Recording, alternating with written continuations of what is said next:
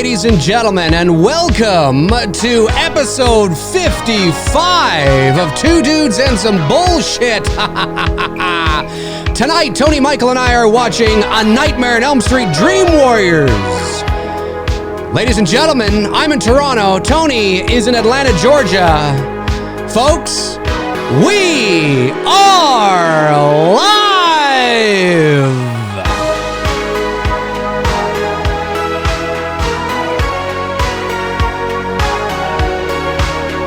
Love that 80s porn music.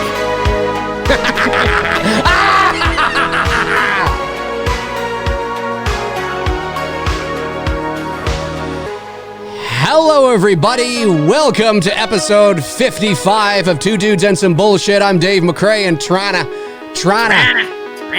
Ontario. The Big Smoke, the Six, as Drake likes to call it. Hey, Tony, how the hell are you sumbitch? Some bitch. I'm doing pretty good. I'm still got a little backlash from Shakira shaking her booty last night at the Super Bowl, man. My girl doing her thing on stage. I love you fucking Shakira, man. Shakira all day. Well, you know, like I made a highlight last night. It was the highlight, and like I said, like I said, for copyright for that 2 seconds of Shakira music. It doesn't really matter anyway, because they like to totally just demonetize our shows anyway, because I think it's because we have bullshit in the title. That being said, like I mentioned on my social media, if there's one thing I learned from the halftime show yesterday, is that Shakira's hips are still telling the truth, and that's man. Absolutely. I am envious of her husband. That's for sure. I'm not a big J-Lo guy. I never was. No? Even like back in the day, no. I was never cool with Jenny from the Block, you know, even though she's got all her rocks, but you know, wait. There we go. Tony Michael, ladies and gentlemen. Man, A-Rod can have it. But yeah, I never was really... Tony will be here all week. Yeah, I'll be here all week. I never was... Were you a fan of J-Lo? I mean, she's pretty. I'm not saying she's not pretty. Yeah, I can't. Well, you know what? I can't say that I was a fan of either J-Lo or Shakira. I mean, obviously, there's a couple of songs by Shakira that I like, and there's a couple of songs by J-Lo that I like, but I wouldn't say that I was ever like a fan. I mean, I'm just sort of, you just know about them in the pop culture, and I mean, they're very, attractive, of course, but that's not like, I never really, like, I was never a fan. Shakira's music, I like because she can get her really music's into good. some of the, she can get into some of the traditional salsa stuff, which I really like. I would say that, I mean, I'm not like a super fan of hers, but like, she's on my playlist when I'm on my runs and whatnot, and occasionally she'll come up, but she's just occasionally she'll come over to Tony's house. Yeah, occasionally. I wish she comes over to my dreams a lot. It's occasionally. Sure. No. It's just occasionally. I mean, she was there last week. Remember the photo you sent? Come on. But it was a good Super Bowl. I mean, it was, it's, I don't know, like, it was kind of weird. Like, it was like, like the Chiefs won. Like, it was kind of almost like a predictable game. You know what I mean? Like, I don't know. It just kind of lacked in the excitement. Unless you're obviously a Kansas City fan. Then well, I was just going to say, loving life right now. My older brother, Neil, is a longtime diehard Kansas City Chiefs fan. So I'm happy for him that his Chiefs won the Super Bowl, and obviously the first time in franchise history, I think, anyway, right? Well, they lost the one and only time they were there. So right. Yeah, exactly. So that's... Yeah. So I think that's awesome. So my brother Neil is definitely on cloud nine today. And today Tony and I are watching A Nightmare on Elm Street 3 Dream Warriors. Getting our docking on, man. Absolutely. I've been guilty of this as well. It is not A Nightmare on Elm Street 3 The Dream Warriors. It is just known as Dream Warriors. There is no the. I mean, that's... I wonder if a lot of people get confused because when you listen to the lyrics of the song, they sing, "We're the Dream Warriors," Right. So I'm wondering if that's the Dream Warriors. I'm going to try to do that to my vocals. I still love that song though, and everyone who follows me on Instagram knows maybe once or twice a month I'll throw that shit on and record it for Instagram Live and share it on Instagram. Yeah, absolutely. I love that song. Once or twice a week, I do a live stream with me and my towel coming out. I'm the Dream You should. That's dance down the hallway. You guys got to get Dave to do that. Dancing in the hallway in his towel, listening to Dream Warriors. Just in case anybody's wondering, that's orange juice. Okay. And yeah, that's right. A couple of super chats did come in. We'll get to these very quickly here. Before what is that drink called? The orange juice and vodka mix. I forget. I'm not a drinker, but it's going to show you how bad. A screwdriver, isn't it? Isn't it a screwdriver? Or is that something else? Am I totally losing my mind? I thought that was a screwdriver. What is an orange juice and vodka? I know it's a mix. I know it's but like I'm like the last person to ask what alcohol. I was right. It's a screwdriver. There we go. Cody. Thank you, Cody. Let me see here. So Big G says, Tony, did you say, or I guess he's asking me, this came in earlier, so you may not be able to see it. He said, did you say to Tony about doing Babes of Horror video? Tony and I, yes, in the near future, we'll be doing a Babes of Horror. We kind of talked about that last week a little bit. Right? We did. Yeah. That's right. Yeah. Big G follows up with, hi, ask Tony about doing the Babes of Horror video. We just did.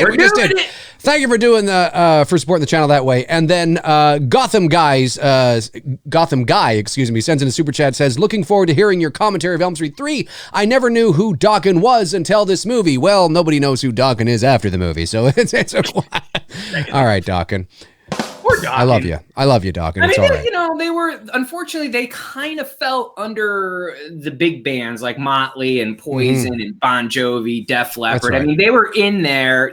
They were, I put them in the Warrant category. Like, they were known, but they didn't reach the level like Guns and Motley and some of the other bands did. But, I mean, they're all right. Yeah. But, no, I mean, it's, I think tell you anything beyond Dream Warriors, but no, I think that was their biggest hit. I mean, I think that was undoubtedly, if I'm not mistaken, their biggest hit. Yeah. So, so Tony and I, if you want to follow along with Tony and I today, we have it paused at the New Line Cinema logo. So it's got at least for me, it's got a bluish hue around it. There is the film strips. It says New Line Cinema. Yep. That, is where we have it paused. So we'll give you guys a couple of seconds here to tee it up, whether it's DVD, Blu-ray, whether it's old VHS, I got whether it's back there. wood burning television. Vegas Courier says, my dad went to a concert of them right before the movie came out and had a giant Freddy looking over the... Oh, well, yeah. I mean, they were definitely using that to propel them to the next level, which didn't exactly happen. I'm sure the movie helped fill a couple seats, during that heyday of the mid 80s. For sure. All right, here we go. In 5, 4, 3, 2, and 1. Time Warner Company. Yeah, okay. Sleep, those little slices of death. How I loathe them. Edgar Allan Poe. Oh, Mr. Poe, you cheeky son of a bitch. New Line Cinema. I love the smart egg pictures. I love that. Robert Shea. Good old Bobby Shea. Not to be confused with Bobby Boucher, the water boy. That's true. A Nightmare on Elm Street 3. Now, arguably, this is mine and, many, many, many people that I know's favorite sequel of the Nightmare franchise. I know you like 2 as far as your favorite sequel goes. That's, not counting the original, but this for sure. I like 2. It falls third on my list. For me, it's the original 3, 2, and then Wes Craven's New Nightmare. A Nightmare on Elm Street. Sorry, dude. I didn't mean to interrupt you. No. I was just going to say I'm not a really big fan of 4, 5, and Freddy's Dead. Even though I have them, I don't really watch them. Right. Yeah. A Nightmare on Elm Street 3 for me is, I like it for sure. It would probably be my third favorite, second after the original. So for me, it goes 1, 2, and 3. And 2 is my favorite just because of Freddy and some of the things in there. And I still think to this day, there is no better dream depiction, surrealism that just is creepy and eerie and crazy, like the bus scene at the beginning of part 2. That's just that's wild. That's just unbelievable. But part 3 is definitely a fan favorite. Good old Patricia Arquette. Yeah, absolutely. There she is. There. This was I think this was her first movie, wasn't it? It was, and one of them anyway. You could tell of like everybody, including Heather, she was going places. She was going places, and she did. Yeah, she for sure did. You know, yeah. Very, very beautiful girl. And you know, despite the fact, despite the fact that this movie has there's a balance between the comedy. Well, I don't want to say comedy. I think that's too harsh. But there's that, you know, it's got that sort of satirical wink to the audience. Sure. The opening credit sequence is because the music and the way you wouldn't expect. Of course, now it changes to some rock music, but for the first 2 minutes there, it was really creepy and eerie, you know, and you were like, what's going on? I used to do that as a kid, what she did, but not with coffee. We used to do that with sugar and soda. I mean, I think about the nutty things that we did when we were kids. We would take a scoop of sugar, put it in our mouth, and guzzle down soda. Gotcha. God, stupid kid shit. Yeah. Now this is a set here. Obviously, she's not in an actual house. The bedroom, yeah, it's a set. And but yeah, I mean, this is a fan favorite for a variety of reasons, and I always call it that. It's that balance between scary Freddy and sort of funnier Freddy. I think if they had kept, this was the beginning of that, like you just said, the one-liners, you know, this was the beginning of really pushing it. You got a little bit of it in Nightmare and Part 2, not nearly like you knew, like, okay, we're going in a different direction. Yeah, this is and where we're going. Although I much prefer the portrayal of Freddy in the first 2 installments, if this was as far as they went with him, I would have been okay. All right. Sure. You know, but think of what he's like in this movie, and he is like 10 times that by the time, you know, we get to Freddy's dead. I mean, it's he's just a punchline of a joke when you get to Freddy's dead, you know. Really is. I mean, really is. Yeah.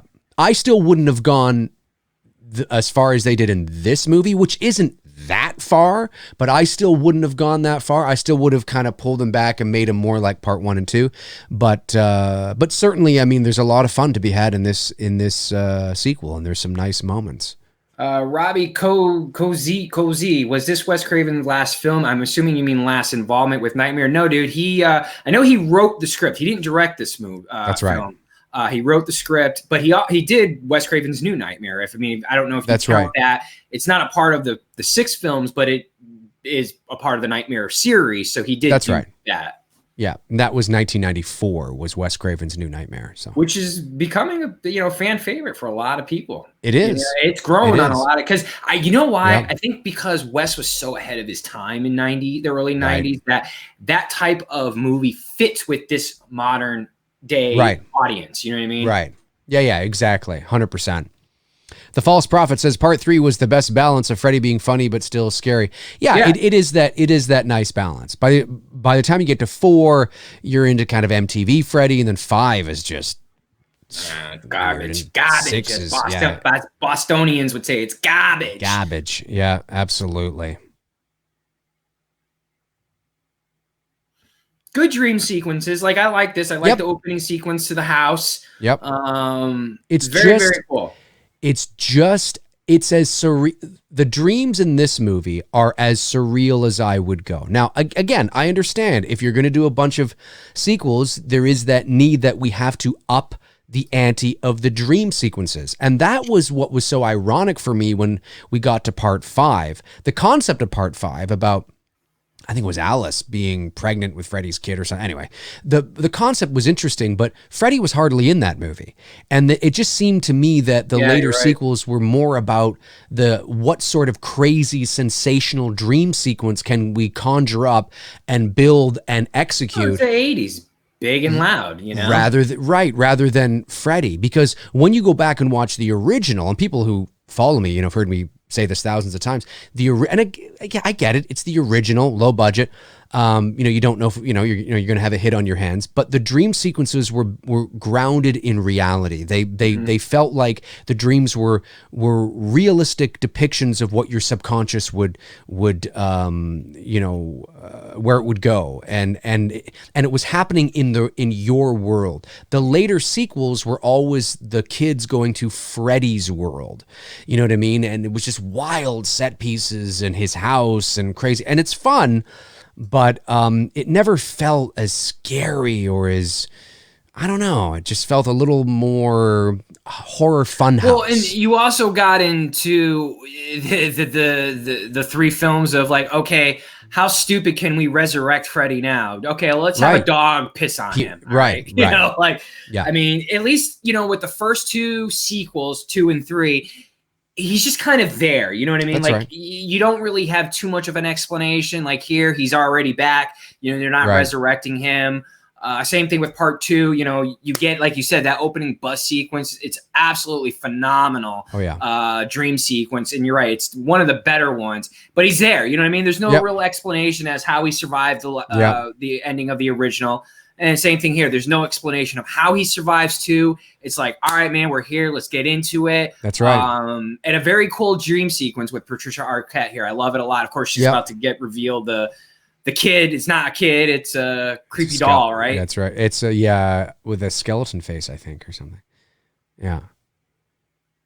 Yeah, like this is, I mean, this is skeleton head. Way more sensational than what you got in the original. Oh, but, hands down, but it still feels like, wow, that would be a cool nightmare. And, feels more legit. But yeah.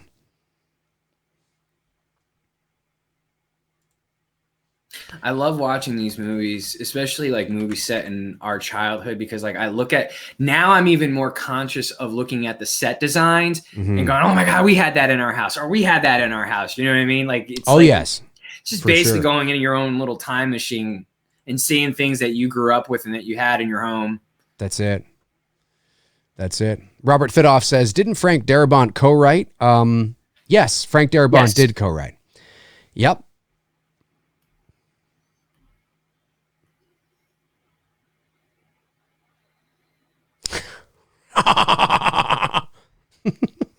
He loves it. The one thing I didn't like about Freddy in this movie,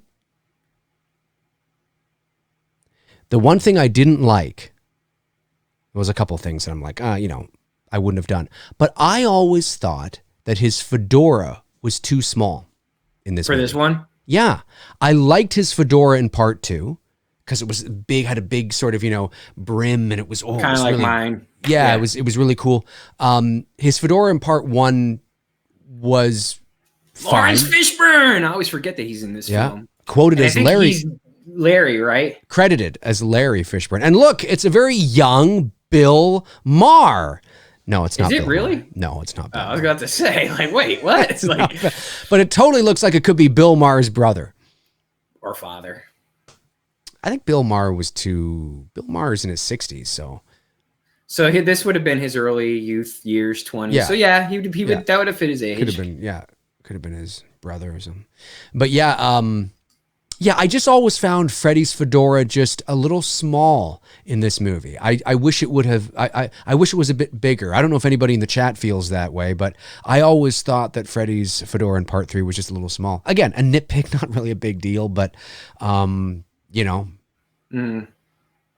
I like the nod here with the nurse. I felt she was very much inspired by Nurse Ratchet from One Flew Over the Cuckoo's Nest. I felt like there was you could see that's where they were definitely pulling from that type of strict, stern, pain in the ass nurse that you just want to hate. Right. Yeah, exactly. Yeah. Still not as good as Ratchet. Ratchet is just no. She's in a league of her own. She is. That's a good movie too. It's a great movie. We have to do that one night live. Could not agree more. Blu-ray Addict says Frank Darabont was fired from Walking Dead after season 1. I wonder why. He's extremely talented. Maybe it's because he's too talented and they couldn't understand his. He's like, no, you got to do this. And he was probably like, no, we're not doing that. We're not doing that, Frank.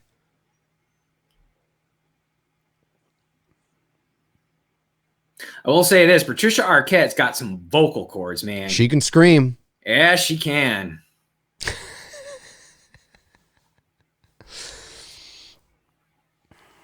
Are you at the point where she kicked him in the nads? That's right. Yeah, exactly. Are you at that point? Yes, just past it. And she's got the little thing out. Yeah. And she's doing the melody or the nursery rhyme. She's doing it right now. Okay, cool. Yeah. Just making sure we're synced up. Yeah.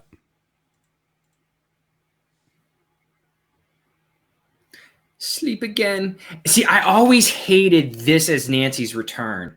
I felt they could have done something a little more dramatic.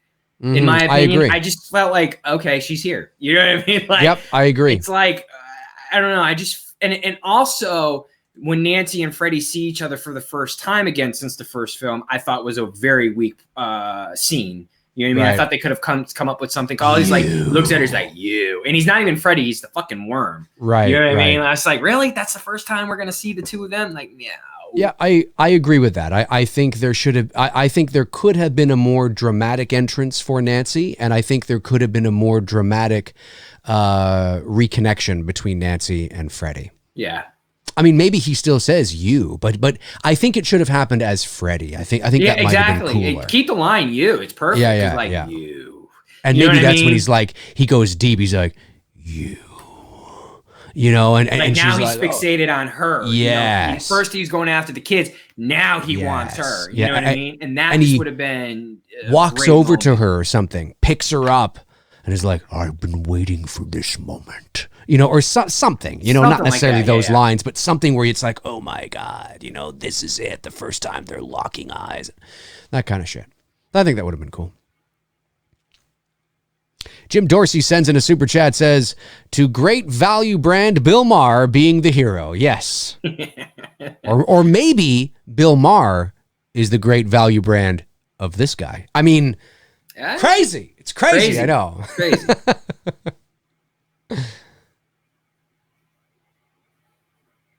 Oh, it's just about a fucking maniacal killer. Excuse me, I mean. Boogeyman, boogeyman. Jamie's uncle's the boogeyman, boogeyman. So are you, I mean, I'm avoiding it like the plague, obviously. I haven't read, I've seen videos pop up in my recommendations, but have you checked out the first screening reaction? Oh yeah, I know all about it. Okay. I know all about what's being said. It means nothing. That's pretty much doesn't mean anything. Is. You know, I mean, like I said on my show last week, it's always good. Like you would always prefer to hear that a test screening for a movie that you are excited about apparently has gone well. I mean, that's always good. I mean, if you had to choose which response do you want to hear, but at the end of the day, you know, it's so subjective and there's, you know, it's just, you know, there have been rave reviews to test screenings to movies that have turned out to be dog shit. Tanks, and there have been dog shit test, you know, screening reviews to movies that turn out to be amazing. So it's not a great litmus test. I mean, it's just, you know, I mean, that's great. Okay, that's good. I'm glad, but at the end of the day, you know, who knows, right? Who knows? So I didn't cover it. I didn't talk about it. Yeah, and with these test screenings, you know, I mean, ABC person may not have the same taste that I do. You know what I mean? So like, I can't judge it off of, you know, because I got a lot of messages about it, and like I said, I've kept myself shielded from knowing anything. So I haven't watched it. I don't know, but all I've responded to people by saying is, look, at the end of the day, regardless of what the reviews are coming out, your opinion and my opinion are not going to be the same. You know what I mean? At the end of the day, we're not going to, the movies are not going to resonate with us the way, I mean, that'd be great in a perfect world, but then again, we'd all be fucking robots if we all loved everything, you know? But that's what makes movies great. You know, it makes great conversation, you know, especially, you know, when I talk with Halloween fans, they're like, well, why do you love Halloween 4 so much? And then I get into it and I explain it, you know, and they're like, oh, okay, cool. You know what I mean? Well, and that's what it should be all about, you know? Yeah. And the thing is too, is that, you know, like I said, I mean, it's good. And I'm not, you know, out of, all the channels that have covered it. I think that's great. All the power to them. I've listened to, a lot of what they're saying. What they're saying is right. It's bang on. They're excited. And you know what? I think that's awesome. They're excited. They want to talk about it. They want to share it with you. I think that's awesome. For me, it just comes down to, it's all in the execution. And you can visualize something in your mind. You can read something in bullet point form from a test screening or a leak. And at the end of the day, it's all in the execution. It's why I didn't put any stock into this Colin Trevorrow leaked episode 9 Duel of the Fates thing. People are losing their minds. Look at the concept art. Oh my God, this would have been so much better. It's concept art. It's graphic novel level concept art. The graphic novel level concept art for the Last Jedi was fucking amazing.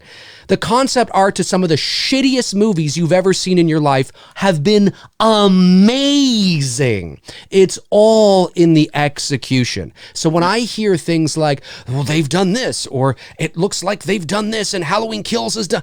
Well, that sounds good, but,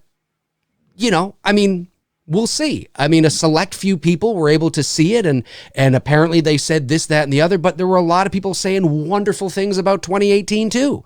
There were a lot of people saying wonderful things about, God, I don't know. 80s computer, man, not to interrupt you, yeah. but did you guys have one of those with the DOS disc and shit? Because we did. We didn't have that at home. We had it in my school. We had those in my school. Yeah, my mom had one similar to that growing up, and the old DOS disc that the big square one, and then got down to the little ones. Yes, yeah. I know I know you young kids have no fucking clue what we're talking about right now, but we had these. It's how we had to start up the computers back. My in dad's the 80s. My dad's laptop.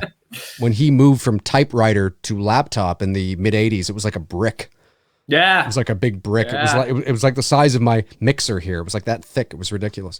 But just to finish what I'm saying, nobody thought in the 80s, like what he was on, thought computers were going to go to where they are now. No one not did. at all. Not at all. It was just People a typewriter. Thought the internet was just a digital typewriter. Yeah. Just a digital typewriter. Yeah. But yeah, so I think if you're excited about what you hear from the test screenings, I think that's great. There's nothing wrong with covering it, talking about it. I think that's awesome. Sincerely, I do. I think it's great. But it doesn't really, at the end of the day, again, it's always good to hear good things and bad things, but at the end of the day, it doesn't mean much because it's so subjective to a point, and it's all in the execution, and we'll see. We'll see. The bar for these things is not very high when it comes to certain people's expectations. And stuff. Yeah, and so I don't really know. A lot of people are saying, oh, there's a high this, there's a this, that, there's well, that's, I don't know. That's the expectations you're setting on yourself. You know what I mean? Yeah. Exactly. And that's the reason why you have so many upset fans nowadays with shit, whether it's Star Wars or Halloween. It's because you're setting these unrealistic expectations that you guys are. This is why I stopped doing exactly that, because if you make speculation videos and you say, well, this should happen, this should happen, this should happen, and you already have a list mapped out in your mind of what should happen, and then you go see the movie and none of that fucking happens, well, you're gonna be fucking disappointed. Yeah. I will say that I loved this scene that just passed with the tricycle wheeling in with the red, the blood of that was really cool. I like that. And then she backs out of the room, the door closes, she's in the Elm Street house, and this pig comes alive, whatever. Well, this scene right here with the pig on the table that she's looking at, the Never Sleep Again documentary, this was like insane for them to film. The stench of that, because everything was obviously practical. And it was just like not a fun day on set for them at all, because the room was so hot from the lights and shit. Yeah, I agree. Yeah. But it's filmmaking, baby. You gotta love that. It's. I know now they would CGI that pig, but I love that practical effect. Yeah. Yeah, just go get the worm Freddy. Yeah, worm Freddy's coming here. It's a cool effect. And Heather, by the way, I will say this: Heather she's nice in this. This is where I struggle with who's my scream queen, Heather or Nev. You know what I mean? Because Heather looks so good in this film that she gives Nev a run for her money. I'm gonna get you, bitch. I'm gonna get you, bitch. You look tired. That's coming up later. Yeah, but the test screenings, I mean, you know, it's just, okay, it's great. They've gotten some positive feedback. Okay, cool. All right. But there's so much, you know, it's all in the execution. It's all in the execution. No, Cody, Danielle Harris isn't my scream queen. I was a fan of hers as a kid. I love her in the Halloween 4. And she was good in Rob Zombie's Halloween. I don't have any cool complaints. Shot. Sorry. That is a very cool shot. Yeah, the eating her and stuff. Really qualify her as a scream queen when we compare her to like Heather and Nev Campbell and Jamie Lee Curtis. She's more like a scream princess. Here it is. That's where I would put Harris. Yeah, you.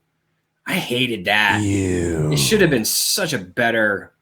And now she's getting him out of the. And dream. I always thought it was weird when she went, "Oh my God!" Like you would have known it was Freddie when you went in there. Oh, of course. See, that's why it would have been better if they had reconnected somewhere else where her going, "Oh my God," fit better. Like her saying, "Oh my God," after this big giant worm that looks like Freddie says you. It's like you would have, I just thought it was kind of weird. Yeah, David, I agree. Heather looked great in New Nightmare as well, too. 100% agree on that. Well, she's a pretty woman. Very beautiful woman. Yeah. Absolutely. She's got some nice lips. She does. I'm just saying. She's got nice big lips. Just saying. And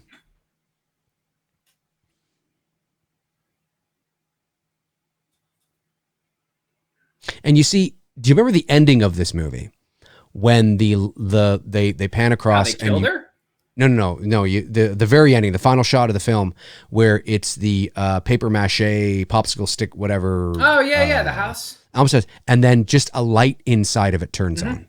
That's a cool ending. That is the kind of ending that you need with Halloween. And what I mean by that is, again, is that you plant the seed of doubt in the audience's mind, but you don't show Freddie, you don't show Michael, you don't show any eyes opening. Are you talking about when Halloween ends? Right. Like very much like my concept with that idea with Dr. Loomis's quote, right? And you think you fooled him, haven't you, Michael? But not me, and then you just end it and you never make another film. It's just like, that's how you do it. You plant just that little bit, just that, fuck, the light just turned on. The light, oh shit, what the, dream, yeah, it's too late. It's over. It's like, what the fuck's gonna go on? That's funny how you say that, because I was actually thinking for myself, what would be a cool ending for Halloween Ends, and I actually said the way I would do it and structure it is somehow it would be, I don't know, maybe it's a shot of the old Myers house, right? And you like the real old Myers, rebuilt, obviously. Right. And a light turns on in Judith's the light room? is on, and then you faintly, all you hear is the theme that's overlapped to Loomis's iconic speech. I met this boy 15 years ago. That whole iconic speech that he gives in the original film, because it kind of brings it full circle. It does. You have the house, you have Judith lights on, and then you have your nice wink and nod to Pleasance giving the iconic speech, and then that's it. That ends it. Speaking of Judith and Sandy Johnson, just to let you guys know, I should be able to get Sandy Johnson on the channel in old Sandy. If you're not following her on Instagram, you guys should. Yeah, in May. I reached out to Sandy, and she's going to come on McRae Live sometime, hopefully in May, if we can coordinate our schedules. So it'll be fun to talk to the Sandy. original. I met her at the convention 2 years ago or a year and a half ago, but I didn't get a chance to actually. I will say this: Sandy Johnson in her heyday. Oh, she was gorgeous. 2 thumbs up. She was very attractive, and she still looks good. Oh yeah, she still looks good. Yeah, for sure. Yeah, she was. She definitely was. You don't get into Playboy not looking good. We're in the kids are in the room. The 3 of them. Joey's talking with oh God, what's her name? Starts with a T. Her character name? Yeah, her character name starts with a T. Oh, isn't it? She ends up having the mohawk and one of my favorite. Tyron, whatever. Taryn. Yeah, Taryn White. Taryn. Jennifer Rubin. Yeah, and She's 57. The Dungeons now. and Wow. Dragon kid, and now Larry Lawrence Fishburne just came in and getting the kid to bed. So that's where we're at. Yeah. That's where we're at. Dreamer. Matt Rayner, $5 super chat says, have you seen the photos, video clips of Paul Bailey as Freddy from part 2? If so, what are your thoughts? I have. He looks great. Yeah, I know he looks great. He did a tremendous job on the prosthetics. Cause that's what it's all about, right? I mean, to nail those prosthetics down and to apply them to his face and to have the right sunken eyes and the look and everything. He's done a tremendous job. He looks great. He looks awesome. Agreed. No, it looks good. Yep, for sure.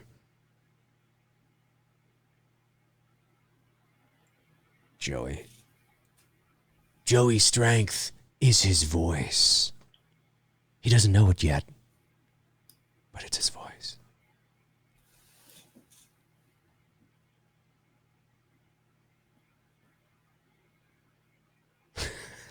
Bill Maher.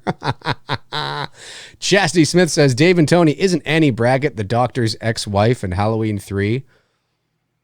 Annie Brackett.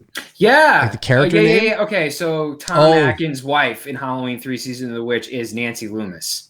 Yes. Yeah, the actress. That's her name, is Nancy Loomis, who played Annie in the original Halloween film. Yes, she is. She was actually married to Tommy Lee Wallace at the time. She was, and she's known today. She's known as Nancy Keys. Okay. But yeah, she was Nancy Loomis. Nancy Keys. Oh, the keys. The keys. Oh, Paul. Oh, I give you all, but no keys. But please, my that was improv, Paul. Right? She improv that, right? I think she improvised that. Yeah, because I know Jamie Lee improvised hers. Oh yeah, those are both not. Well, obviously, it's not a song. I don't know. Yeah.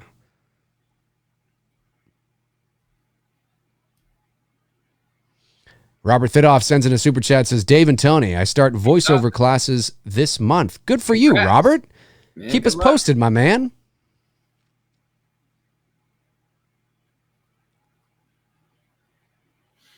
I like the I think it's happening here. The little marionette on the wall that it's about to happen. Yeah, comes down. Yeah, I like that a lot. Very good stop motion animation. This film. That's it. Very good. This is cool. Why is there even a marionette on the wall that sort of looks like Freddy? That's what I want to know. Why sometimes stop motion can go really bad. They executed this very well. Yeah, they did. It's one of my favorite stop motion animated scenes in a movie ever. Yeah. Yeah, that's cool. Yeah, it's really well done. And then even for 87. I hate that sweater though. Sorry, I'm a fan of the OG sweater. I love the original sweater. I hate that sweater on Freddy. Yeah. Yeah, you're right about the fedora. Now that you mentioned it, I'm looking at it and I'm like, okay, yeah, just a bit small. Just a little bit. It's just a little small for me. I think the brim needs to be a bit bigger, kind of, down like this a bit, weathered, crinkled up, Yep. Yeah, it just looks a little small to me. It always has. King K. Have a nice stroll, asshole. Asshole. And then, of course, in part 4, they kill off all these remaining characters. Of course, this, is arguably, and I say arguably one of the greatest, arguably the greatest kill in the Elm Street franchise. I got to admit, and now my favorite, I think the best. Over Tina? Well, a lot of people think, there are a lot of people that like it the best. For me, the best is still Tina's death. Oh yeah, that to me, Tina's death is my favorite by the best. Far. Yeah, but it's a cool visual, for sure. For sure. I don't think for visual wise, yeah, absolutely. It's definitely like, whoa, like that's to see him, that 80 synth. Come on. Honestly, I would even put Welcome to Primetime over this one. I love that. I love that kill. That's a classic kill. I have ideas on how to recreate that shot my own way. It's not going to be the exact same way that you see in the movie. It's more of a tribute photo that I'm going to put together. Right. Yes, and you're right, Toronto Freddie. Aaron, you're right. It was blank. Yep. I thought the shirt was already red and green, but it wasn't. It was my mistake. Come on, Philip. Say something, damn it. Say something. Say something. Joel Steen, would you consider Dream Warriors the Halloween 4 of the Nightmare franchise and Nightmare 4 as the Halloween 5 carrying the characters over then killing them off? There's definitely a similar pattern there. Yeah, I would say that Nightmare 3 is, it falls in line to the Halloween 4 and Jason Lives category. It's a fan favorite sequel, depending on the group of people you're talking to. Those three films seem to have... They've got a great cult following, They do. Friday the 13th. Their respective fan base. Elm Street 3 is to Friday Part 6 and Halloween is 4. To Halloween 4, or, even though I don't like it at all, Halloween, I know it does have a soft spot for a lot of people, Halloween H2O. Yeah. I know that movie was people like it a lot.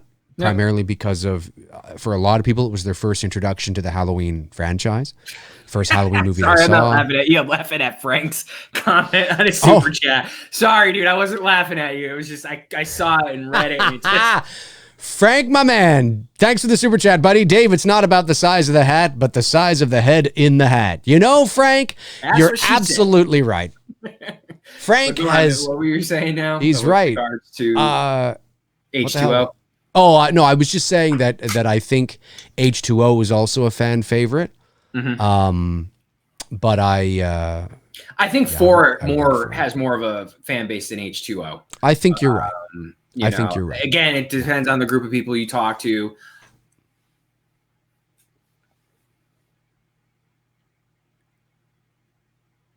Well, you better start listening to more of it, you son of a bitch. Damn Nurse Ratchet wannabe. That's right.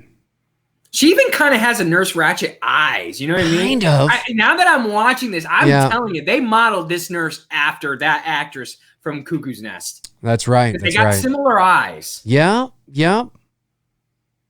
Fuck you, Will. Come on, man. Come on, motherfucker. Don't get me, Larry Fishburne. That's what he's saying. He's getting all into it.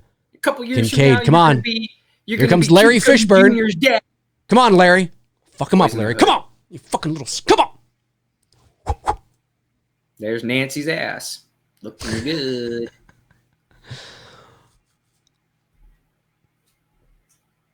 We'll begin sedation tonight. Dr. Loomis suddenly walks into frame. I'll put him down. I'll give him fucking Thorazine. And then he exits frame. It's like, I've never noticed that before. I've never noticed that. Movie bombing. Wow. So what if Loomis acting bombing? Because you wouldn't call it a photo bomb because it's not a photo. No, so it would be acting bombing, scene bomb. Scene bomb. There you go. Yeah. And now that means that Loomis was a doctor at this facility. Fascinating.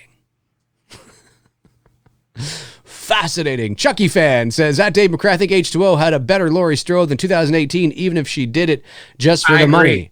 I do. I agree with that. I like the way Jamie Lee portrayed Laurie. I think I mentioned that before. Her version of Laurie Strode in H2O better than how she portrayed her in 2018. Or let me clarify that. The script that she was given and the direction she was given by said director, I preferred the way they wrote her character in H2O versus the 2018 film. And this is coming from a proud Second Amendment, loving my guns person. Laurie Guns.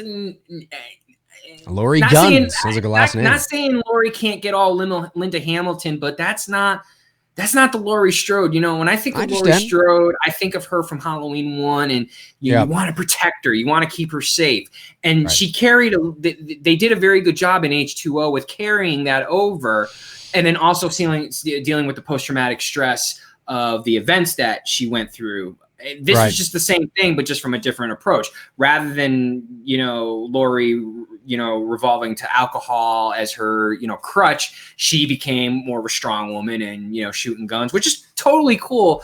But to me, it's just, I don't feel that that's the arc of Laurie Strode. You know what I mean? I feel like it's the arc of Neve Campbell, because you look at Neve Campbell's character in Scream, she was whooping ass and taking names right from the fucking get-go. She was not putting up with Billy and Stu shit. She was going toe-to-toe with them. So there wasn't this development of where Sydney became a badass. Cindy was a fucking badass right from the first film. Laurie wasn't like that. And I'm not saying, because those are going to argue, well, Laurie can change and, you're just being, no, it's not the Laurie Strode that I like. I understand. I like what they did in H2O. Right. Felt more organic for you. Yep. Yeah, exactly. Yep. Primetime bitch scenes coming up soon. The Shape sends in a super chat.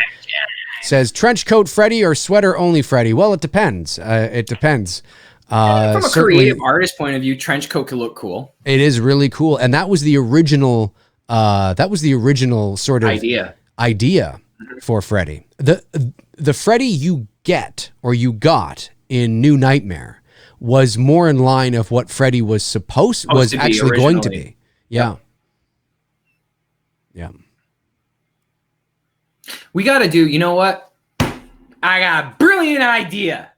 It's $1 million idea. It's $1 million idea, ladies and gentlemen. Be able to do it because that's a long ass time. Man! Come on! But I would love to do a Two Dudes and Some Bullshit special episode, live watching Wes Craven's New Nightmare, and our boy Dylan. Get Dylan on with us to hang out. That would be a good idea. Yeah, for sure. I will reach out to Miko and see if he'd be up for that.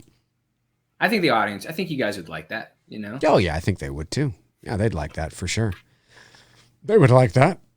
I got a ton of questions for that boy. So, where do I begin? Let's talk about the blonde babysitter for a moment. Before we get to Nancy. I love this. I love when he reaches across the table here and he's like, who gives a fuck what you think? People don't realize, man. Zsa Zsa Gabor. Dick Cavett, who's, on TV right now, this dude is like, I'm telling you, he was like at Johnny Carson type level for night show talk shows back in the day. Yeah. He was on he was like, and this is like peak Cavett. Oh yeah, yeah. Nightmare. He was featured on Cheers, Here comes. Like he was huge. Yeah. He was huge. Okay, I can't do that. He was huge. It's great. It's amazing. This bitch. Yeah, like I have an idea. She's gonna get it. She's gonna kill it. Having a TV up and having it static just like this, and having Freddy off to the side or something, because for budget reasons, I don't think I could do the full effect of the head coming through the TV. Right. I'm toying with ideas on how to do a tribute shot like this, but I really want to do one. You got to do it. I do. I just got to come up with how I'm going to do it. Because I can't do this. I don't have a budget for that. Your big moment. Probably the most iconic line in the whole series. You got to say. It's so used, like overused. Everybody says it to me, in a private message a lot. I use it on the comment section whenever I post a Freddy picture. Definitely one of the biggest lines. Oh yeah. This is it, Jennifer. Your big moment or your big break in TV. Welcome to prime time, bitch. Bill Maher's sad. Now he's talking to a ghost. Bill Maher is very sad. Yeah, he's sad because he didn't get the Real Time with Bill Maher contract. Don't worry, Bill, it's coming. That's right. That's right.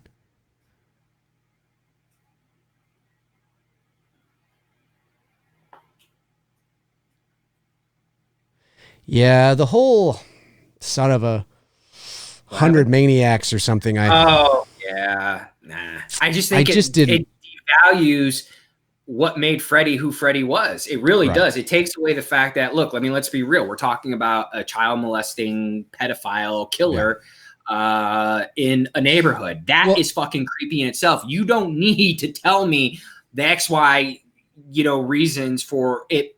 It's creepy enough as is. And when you get into the whole like, well, his mom was raped by 100,000, whatever it is, 100 maniacs, no, 100,000, but 100 maniacs. 100,000. There's a lot of sex. That's a lot of sex. You know what I mean? Like it to me, it really devalues the character of Freddy. Yeah, I think what it is too for me, and we had this conversation recently, and is that, I know that it originally was he was a child murderer, and then it was alluded to the fact later on that he was a child molester, right? And a lot of people didn't like that. Sorry, it was alluded. Yeah, it wasn't. Right. He was a child murderer, but later it was right. You're right. About that. But the thing is here is that you don't need to allude, and I know some people are like, he's not a molester, he was just a murderer. Okay, but here's the thing you have to understand. You don't need to allude to him being a child molester anyway to plant that seed in the audience's mind. Because if you are nothing but listen, murder is murder and nobody should be murdering anybody anyway. Exactly. But if you are a specific child murderer, that is funky all on its own. That in and of itself alludes to the idea that there might be something weird going on like that anyway. You don't need to outright, tell people he's a child molester or allude to it at all, because the fact that he's a child murderer just tells me that he was more than likely diddling kids too. Maybe not, but that doubt is already... Well, I'm just saying, but that doubt is already planted in your head by saying that he's a child murderer. He only, murders kids. So that in and of itself tells me he has a fixation for children, and that is strange and weird. And so you don't need to say that he's a molester. Whether he is or not then becomes irrelevant, because you can just plant the seed of doubt into somebody's mind, and so that's one thing. And then the next thing is that when you tell me that he is the son of 100 maniacs, you run the risk of then creating almost an anti-hero, or almost you create empathy for him. Oh, well, it's not his fault. Right. He was born this way. It's not his fault. He's the son of, who knows what douchebag was the one, what douchebag slipped one by the goalie, right? Who knows which one, and it's like, there's no need to create that. He's a fucking scum-sucking piece of garbage who was murdering children and God knows what else, right? So you don't need this thing. Now, I understand that you're creating sequels, so you want to open up the door a bit and things like that. But I always found it, I never was fully, I've accepted it as a Freddy fan and as a horror fan and as an Elm Street fan, but it's a part of his backstory that I never really glommed onto. I never really liked, because I thought it was really unnecessary to still, and I'm okay with knowing shit about Freddy. This is not about keeping his backstory a mystery, because he's not like Michael. It's not the same thing. We can know shit about his backstory and it doesn't destroy, the integrity of the character. I just thought that was strange, because you're creating almost a false sense of empathy, in some weird way. And I just that's what I was just going to say with about Michael. When you look at the first three films with Michael in it, 1, 2, and 4, there is no explanation. He's just a dude. He's on a fucking mission. He's off, and he's fucking off in his family. There's relatability there, because you hear creepy fucking stories like this all the time. It fucking happens. Now I'm not saying to the point of where a dude gets shot 6 times, comes back and fucking, is still after his sister. But you hear a dude going off and doing shit. Look, William Dafoe, okay, for the true Amityville horror. He offed his family, in one night. So Michael's wasn't Ronald Dafoe?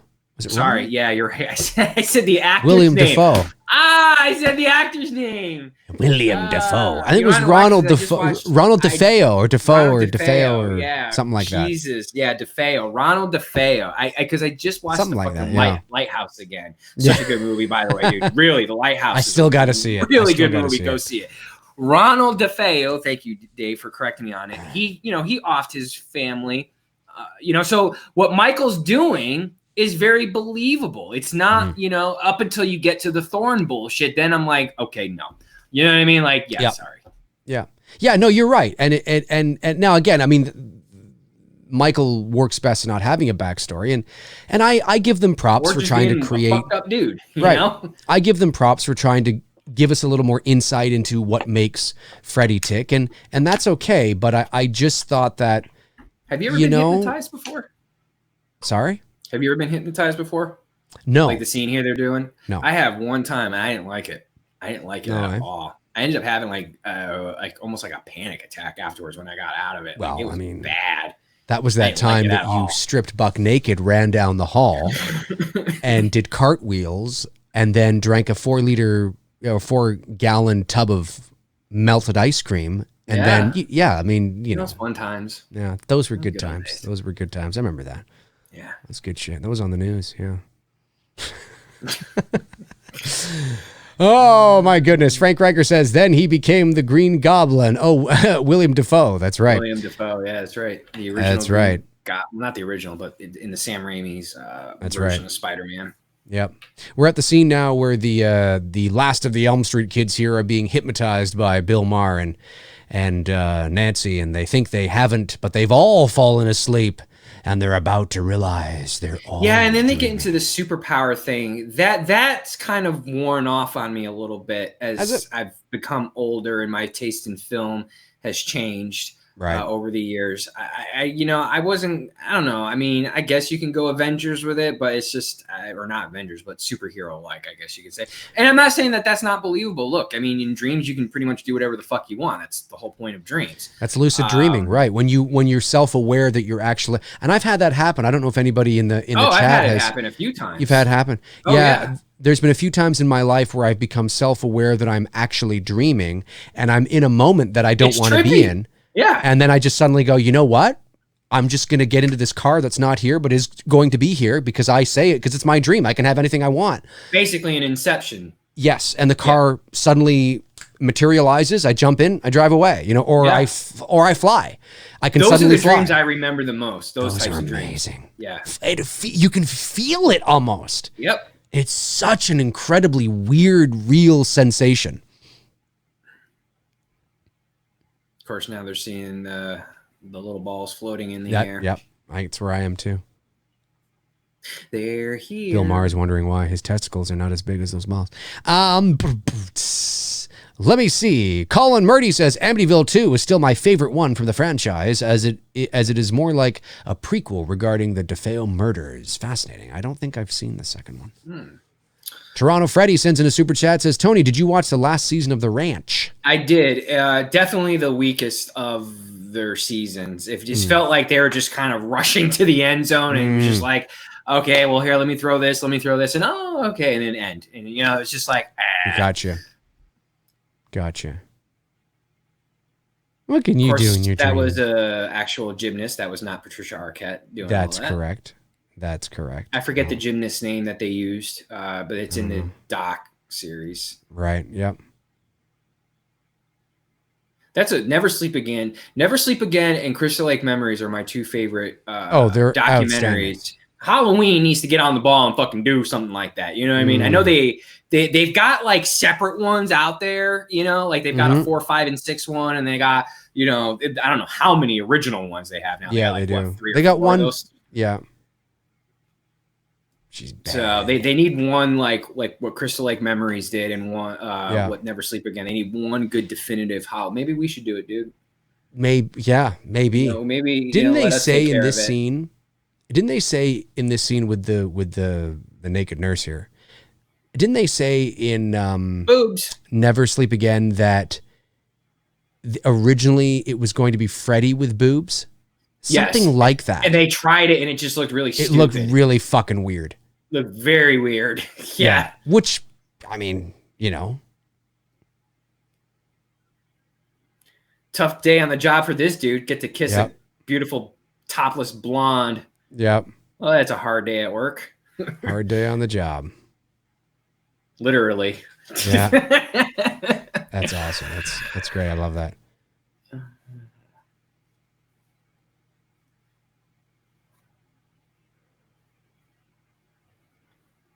There's definitely a sexual. So, I mean, if you think about it, that was Freddie essentially making out with this this teenager. This is where they begin to emphasize on him being a child molester. I mean, yeah, really, this is the beginning. A lot of sexual innuendo. There's a lot of that in part 2 as well, though, too. Not as blatant as this.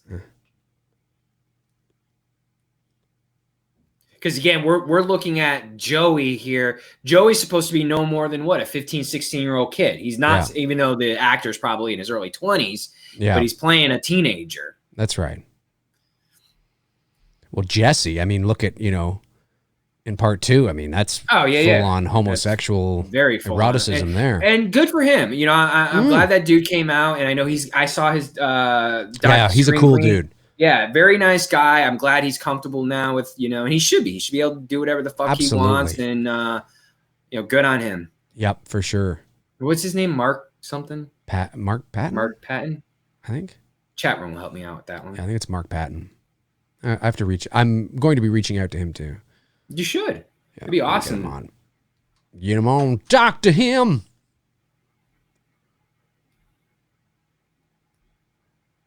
The room's changing. Oh no, I gotta run.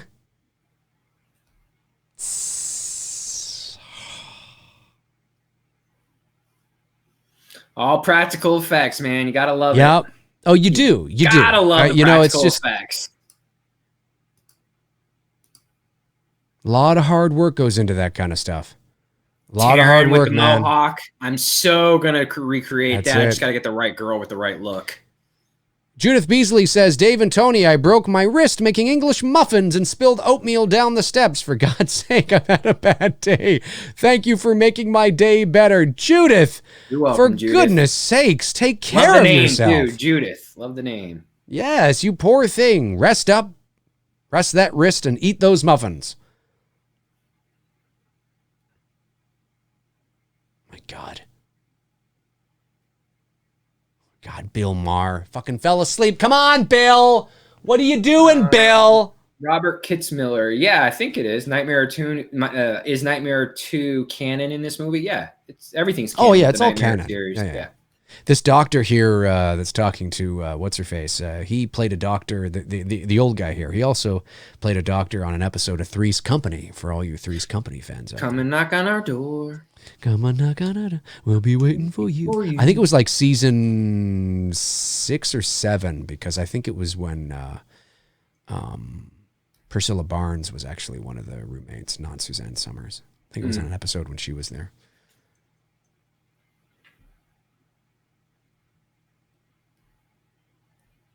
Your boat. You hear that? You got a code blue. Joey is almost dead. The Film Addict says, hey, Dave and Tony, do you guys think Val Kilmer will have a big role in the Top Gun sequel?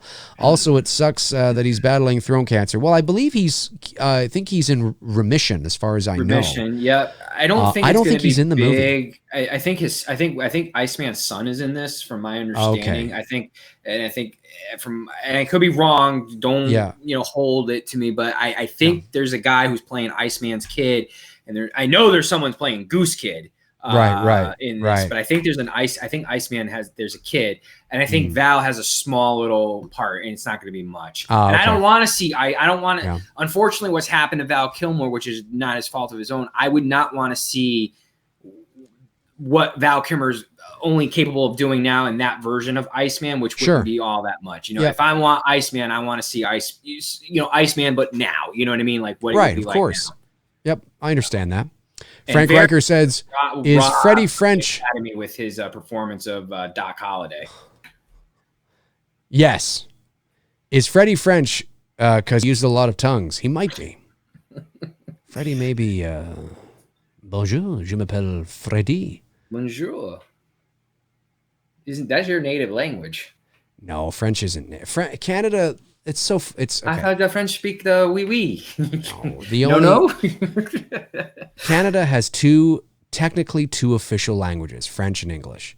The problem is that really there's only one province in the entire country that speaks French. Now, you do get some French in some parts of Ontario. You do get some French in some parts out east. You do get a little bit of French, but it's very far and few between. Really, it's English. English is the predominant, dominating language, like in the U.S. You know how you have Spanish and English. That ain't going to be for much longer. No, but the thing is, though, is that it's yeah. I lived my entire life in Ottawa, the nation's capital, which is literally right next door to Quebec, like right, it's right there. And I was fine without speaking. You really, it only becomes problematic if you live in Quebec or if you want to work for the government.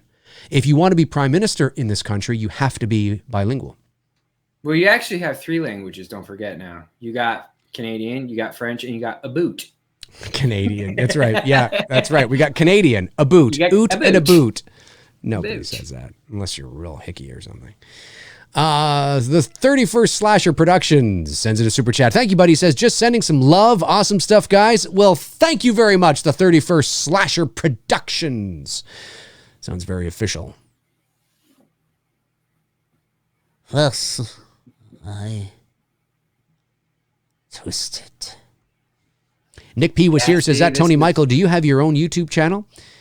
No, for the time being, but I am going to be relaunching a new channel soon, but it's not going to be movie content related stuff. It's going to be mostly visuals, 4K footage, filming stuff in the country, and that's awesome. Drone stuff. Basically, if you follow my second Instagram account, it's a lot of that. Tony Michael Pics with 2X. It's going to be a lot of that. And it's also going to be done in black and white as well, too. Cool. So it's going to be really fucking cool. That's cool. Yeah, no, the movies days for me, I'm not, this is right here, what I do with Dave. That's all I'm doing. But I am starting another channel, probably as I get closer to summertime, and I'll let you guys know. Cool. Yeah, see, when they start getting into this, bastard son of 100 maniacs. That's what I was just about to say. You know, the scene that he's having here with the nurse, and it's just like, no, I don't like this dialogue. Yeah. You said something before.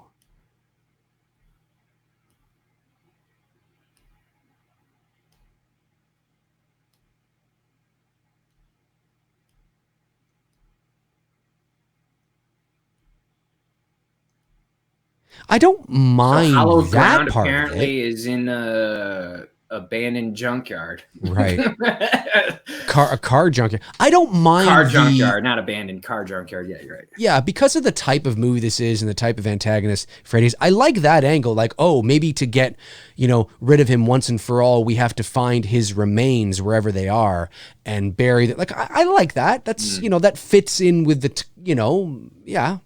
That's fine. But you don't need him to have been, you don't need any empathy. You don't need to know anything like that. No, you don't. He's just a sick fuck. This was cool. I do like this where he's carving into Joey's, yeah. Come and get him, bitch. Yeah. Or, kind of a little nod to The Exorcist. Right. Exorcist The has helped Exorcist, me. Yeah. Right. Yeah. Come get him, bitch. Michael Landon. Well, Michael Landon was a great actor from back in the day. Bonanza, Little House, Highway to Heaven. But Michael Landon in the chat room says Halloween Resurrection is the second best Halloween. Hey, man. It is the second best. If you like it, dude, absolutely, man. Everybody has their own taste and opinion on movies. There's no wrong answer on what order you like a movie in. So if it's your second favorite, that's awesome. That's great. Yeah. Oliver Mercer, no, I would not teach photography. There's too many of that out there. I'm trying to do something different and original. You can always, you follow me on Instagram, dude. So you can always ask me questions. I know you ask me questions and I try to answer it as fast as I can. So if you ever have any photography questions, don't hesitate to just shoot me a message and I'll answer it to you. That's where I feel I can be most effective because I can be one-on-one with you. I can refer you to sources to go and check out and things like that. You start doing channels. It's like, what Dave does and what all these other guys do for movies. It's no different.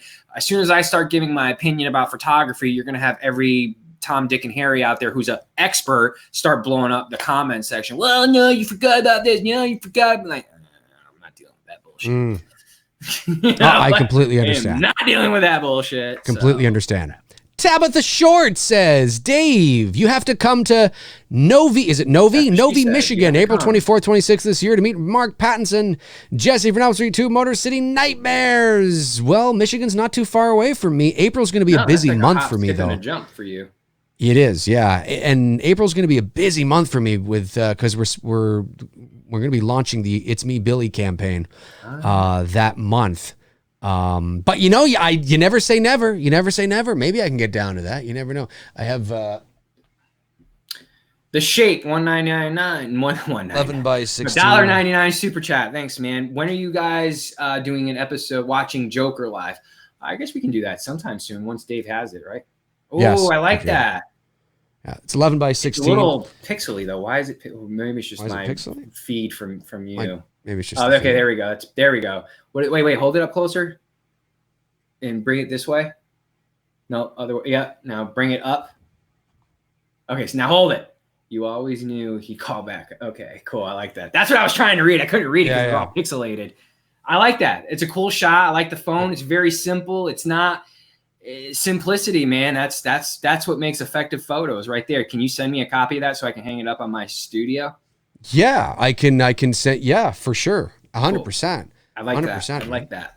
Yep, absolutely. Once we have, we're in the middle of we're starting the casting process soon. So once the cast is secured and the crew is secured and the DP, obviously we'll have their names across the bottom here. They're like, we won't ever get rid of this one because this one says from Dave McRae and Bruce Dale coming soon. But then there'll be an updated one, exact same one, but with the text on the bottom. That one, I'd rather have that one because it's clean. You know what I mean? Mm-hmm. And not busy. So for sure. Yeah, that's been our official. That hasn't changed. We created that like, what was it? I think September, October we launched that, and we still feel confident in that just being the poster. Now, will there be some other one sheets that we release that are kind of fun when we are able to have a little more material to work with and kind of sure. But I think that'll be our main one. And we got a bunch printed off because we've started the location scouting, which has begun to happen. Judith Beasley, why are you kids watching scary pictures on a Monday night? You're going to get the heebie-jeebies and won't be able to sleep, for God's sakes. Well, Judith, just to give you a little insight to the psyche of my brain, very first time I saw a horror film, I was about 6 years old, and it was the original Nightmare on Elm Street, and I fell in love. To me, that was like watching Saturday morning cartoons, which goes to show you how fucked up I am. That's right. That's right. Yeah, I don't get I question whether Judith Beasley is really who she says she is. Yeah, look at Judith Beasley.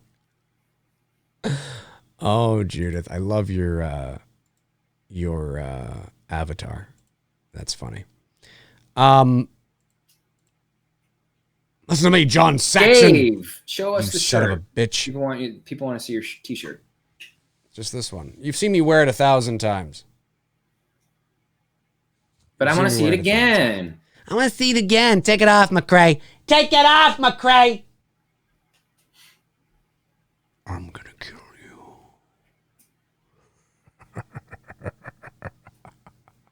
Chastity, awesome. She said her kids started watching horror films at 6 years old, and they're big Halloween fans. You are raising your kids proper. That's the way to do it. Intel Wild, thank you for the super chat, buddy. He says, Dave, love the poster design on It's Me, Billy. Thank you very much. Yeah, we really like it too. It's very dope. I like it a lot. Yeah. I got the perfect spot. I've already got a spot picked out for it where I'm going to hang it. That's awesome. Yeah, we're excited. Yeah, things are moving along. And hopefully I'll be able to release more information soon. You know, the funny thing is, though, in reality, if you go to any Catholic church and ask them for holy water, they'll sell it to you. They don't even need to steal it. That's the funny part. And they sell it to you. Yeah, most Catholic churches, you can get holy water at Catholic churches. I mean, most I've been into anyways. This is especially how your big traditional ones like this church that's in this movie here that they're showing. So I always found that to be funny that if you just walk in there and ask them like, hey, can I get some holy water? Either they'll sell it to you or they'll give it to you, one or the other. Do you want to hear something funny? I didn't grow up, religious at all. I never went to church, never went to Sunday school, I've never read a Bible. I'm as virgin as, now obviously being an adult man in his 40s. Virgin Mary? Right. Well, she probably wasn't a virgin. Being an adult male in my 40s, obviously I know some things now, but I didn't grow up with it. I never went to church. Nothing. It wasn't part of my upbringing. So, I used to think that holy water, when I used to hear about holy water, right? I used to think that it was some sort of, special water from, the Alps of something, it shipped in. It's very special. And then somebody said to me, no, Dave, holy water is just water that's just blessed. And I'm like, so it can be fucking like Toronto tap water, and all it is like, a priest just goes, and there you go, that's it. And they're like, yeah. And I'm like, what? More or less, yeah. Are you kidding me? That's pretty much it. That's it? That's why, like, a lot of the church, like, I grew up after my parents divorced. My mom took us to more of like a Pentecostal style church, which is very predominant in the South. My dad was in Baptist as well too, because my dad did more Baptist. So it was kind of a mixture of the two traditional Southern style churches. They didn't raise us. My dad was raised in Catholic. I knew of the Catholic religion and whatnot, but we were raised more in just the contemporary Christian, I guess. Right. Way to put it. But yeah, holy water, man, that's all it is. It's just, I didn't know that. John Saxon, man, horror legend, of course. John Saxon, classic studio Saxon. actor. I think it's Saxon, Saxon. I think it's Sexton. Sexton. It's Sexton. It's Sexton. It's Sexton. John Sexton. Of course, I think he's 84 years old now, somewhere around there. Still alive. Still kicking. Of course, two of his most famous roles in horror, Fuller, I think his name was, Lieutenant Fuller, I think, in Black Christmas. And obviously or was he Lieutenant Fuller in this movie? No, Nancy Thompson. Thompson, that's right. That's right. Last name. That's right. That's right. Donald Thompson. That's right. Yeah, so he was Fuller, I think, in Black Christmas. And yeah.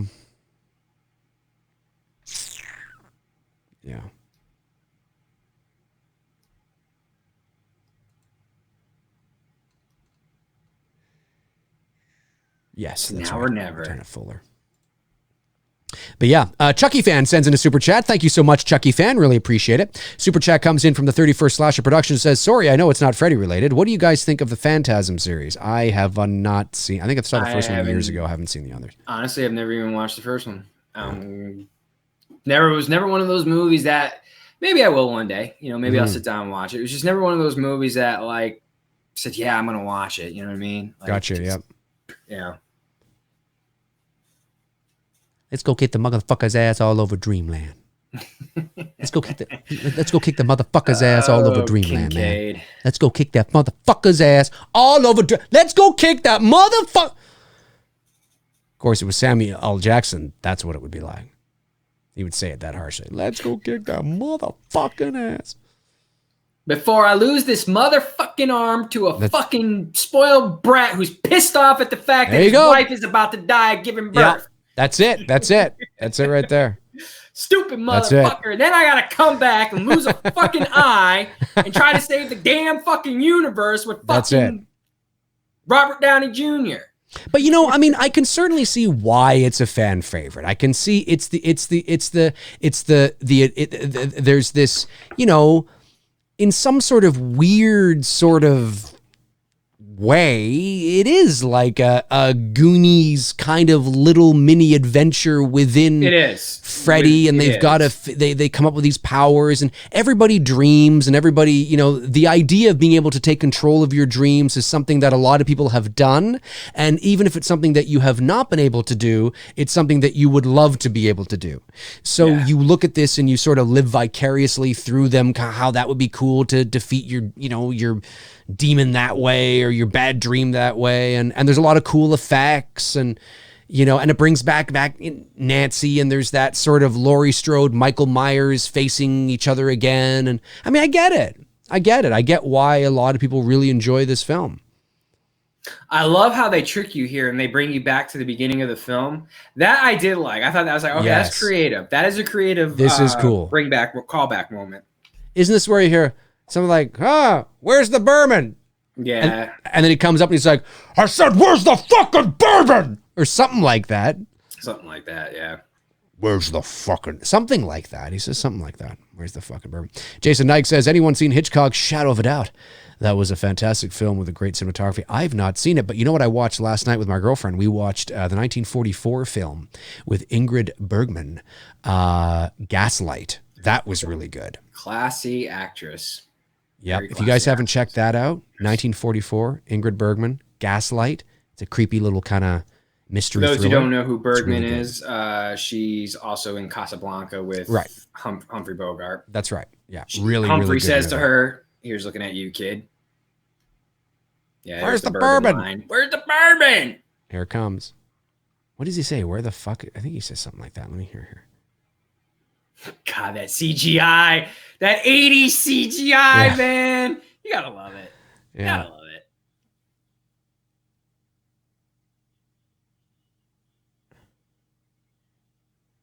And that I could definitely see like that. Like, yeah. Yeah, I'm with it. I mean, I like this dream sequence here, and you're back in the house. It's. I mean, for what this movie is, it's fine. It's fine. They did very good. They were very good as far as the set design of keeping the house, even though the house is now abandoned, but it looks like Nancy's old house. It does, yeah. It's the same. It's a set, obviously. Well, I mean, it was a set even in the original film. It was just the exterior they used in the original. Jake's Bar. I got the glove for this. It's coming to me. Oh, really? I had the special glove made, Freddy glove with the syringe. Right. I don't know how I'm gonna do this because it's like I feel like in the PC culture here, I could offend a lot of people with that picture. You know, that I'm promoting the use of heroin and drugs because ultimately that's what. But context, right? I know it is context. It is. I am, paying tribute to a scene here. Yep. I haven't quite figured out how I'm going to create that shot, but but the glove should be coming. I think I was hoping it would get here today, but I think it's coming next week. You know what's funny about this, and I hate to say it, but when Freddie goes and sticks the needles in her arms, if you look closely, a couple of needles are kind of bending. They're a little rubbery. Just something I notice as you get older, you start to notice those things, but it doesn't ruin the scene or anything. But no. See, now all of a sudden his voice is really deep here. It's back to like the original. Right. That's what I like. No, but earlier in the movie it wasn't like that. No, that's what I'm saying. They brought his voice back to the original, and I like that. Yeah. They should have just been consistent with that all the way through. See, now it's not. That's right. It switches. Yeah. I don't understand why they did that. He just sounds like Robert. Laugh? He just sounds like Robert here. Yeah, I don't know either. It's like a mixture of the two. Yeah. Yeah. Yeah, I see what you mean with the... Yeah. Just a little bit. Let's get high. Yeah. Rush. Except for it's very the weird how they did that with the voice. It's part Robert, it's part the OG. I'm like, you should have just kept it the OG. Like, you're fine there. Yeah, exactly. What a rush. I will say, and again, it doesn't matter. I still to this day, I mean, listen, I get it. It's probably a money thing. But if you're going to do a Blu-ray high definition transfer of a film that was never shot in high definition, the problem is that you unmask a lot of the compositing they've done to eliminate a lot of the wires in certain things. And this scene here with the kid as the wizard master and he gets picked up, you can see the wires. You can see it in the Blu-ray version of The Exorcist as well. And you'll see it here too. I love this silhouette shot of Freddy. You look tired. Have a seat. And then he's got the voice. But when you wake up, he looks really good there. Yeah.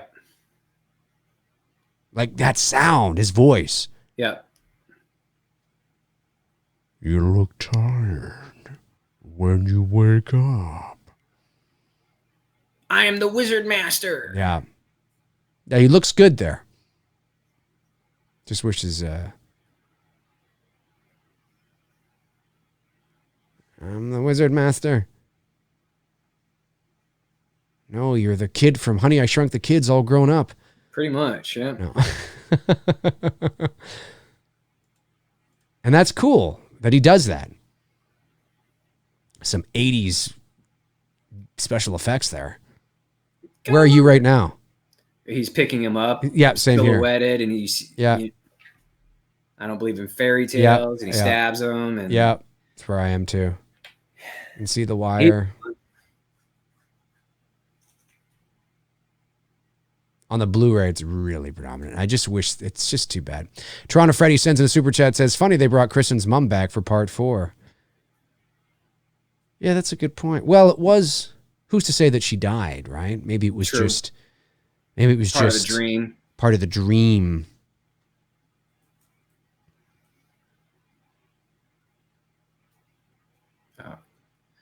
Jostin Valdera, do you guys think Nightmare on Elm Street could work better as a TV series, or do you prefer it as a movie? I mean, look, you could go either way with it. I mean, you could, do a really good Netflix series with it, but like, I mean,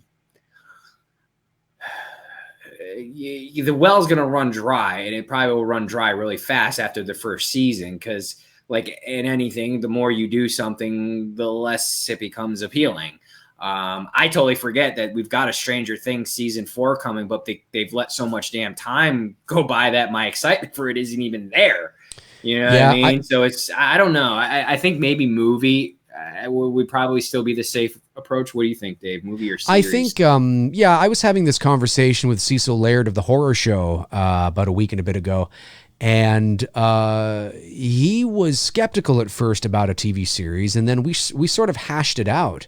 And he's more confident that a TV series might work, but it would make more sense to sort of like a Netflix, right? So that you don't have to censor anything, right? Right. And you have more time to build relationships. You have more time to get emotionally attached, to set the mood, set the tone, set the atmosphere, keep Freddie in the shadows a bit, really milk it, where each episode ends on sort of like, you have that, Stranger Things kind of thing where it's like, Jesus, I got to find out what happens next now. Like really, it's really compelling. You got to keep going. And then, and you have your, each episode could almost be with one person. So you get to be with, different kids or something, and then they all sort of come together maybe for, I mean, I think there's more potential. I think there's more potential to do something with a Nightmare on Elm Street series, like not a Freddy's Nightmare, or no, I get what you're saying. Not an anthology thing, a legit serious series. Yeah, series. I think there's potential there, for sure. But, yeah, I mean, just thinking of the movies, but if Halloween kills at the box office, and if Ends does well too, if they're good movies, there's no doubt that the idea of pulling the Halloween with Elm Street and Friday is on the table. That doesn't mean that they're going to do it, but certainly they have to be looking at the nostalgia and the box office, receipts that may bring in if they were to convince Robert and Nancy to return. Oh, well, I'm sure the guys over at Friday the 13th are like pissed off because they know they're missing out on a big boat right now because of how popular slashers have become again because of what Halloween was able to do, right? And because these guys can't get their shit together, man, you could be in this right now and throwing out a Friday film, instead of being fucking douchebags. But I think Elm Street I just don't want to repeat myself. That's why I'm hesitating. I just like, I'm all for more Freddy movies. I just think that if you want Robert to return, I don't, and he doesn't either. I don't see Robert returning I don't see the longevity of that. I think if you just want to come in and end it with Robert, if you want to bring back Robert, as Cecil said of the horror show, and he's absolutely right, then you have to you have to start preparing his exit strategy, because Robert's not going to give you another 5 movies. He's just not going to do it. He can't. And so then there will have to be a passing of the glove or a passing of the torch in some sort of, metaphorical sense. I just didn't start with a new guy playing Freddy, to be honest with you. I just don't see I get why people want the attachment of Robert, but you got to remember, guys, you're not getting Robert from 1980s. No, you're not. Keep that in mind. You know what I mean? Like, you're probably going to be very disappointed. Not that Robert isn't the man, and not that Robert isn't capable of doing the shit that he did here in the 80s, but Temple of Doom shit right there. Yeah. I mean, so it just, I think if you were, and I don't think Kevin Bacon's the answer too. I think Kevin Bacon would have been great 10 years ago, but Kevin Bacon's no spring chicken. See, I hate that freaking sweater. Like the first one was kind of baggy and saggy and just like, I didn't give a fuck. Now Freddy just looks too clean and pristine. Oh, I hate that sweater so much. I like the sweater from part 2. I think that's all right. It's my command. No.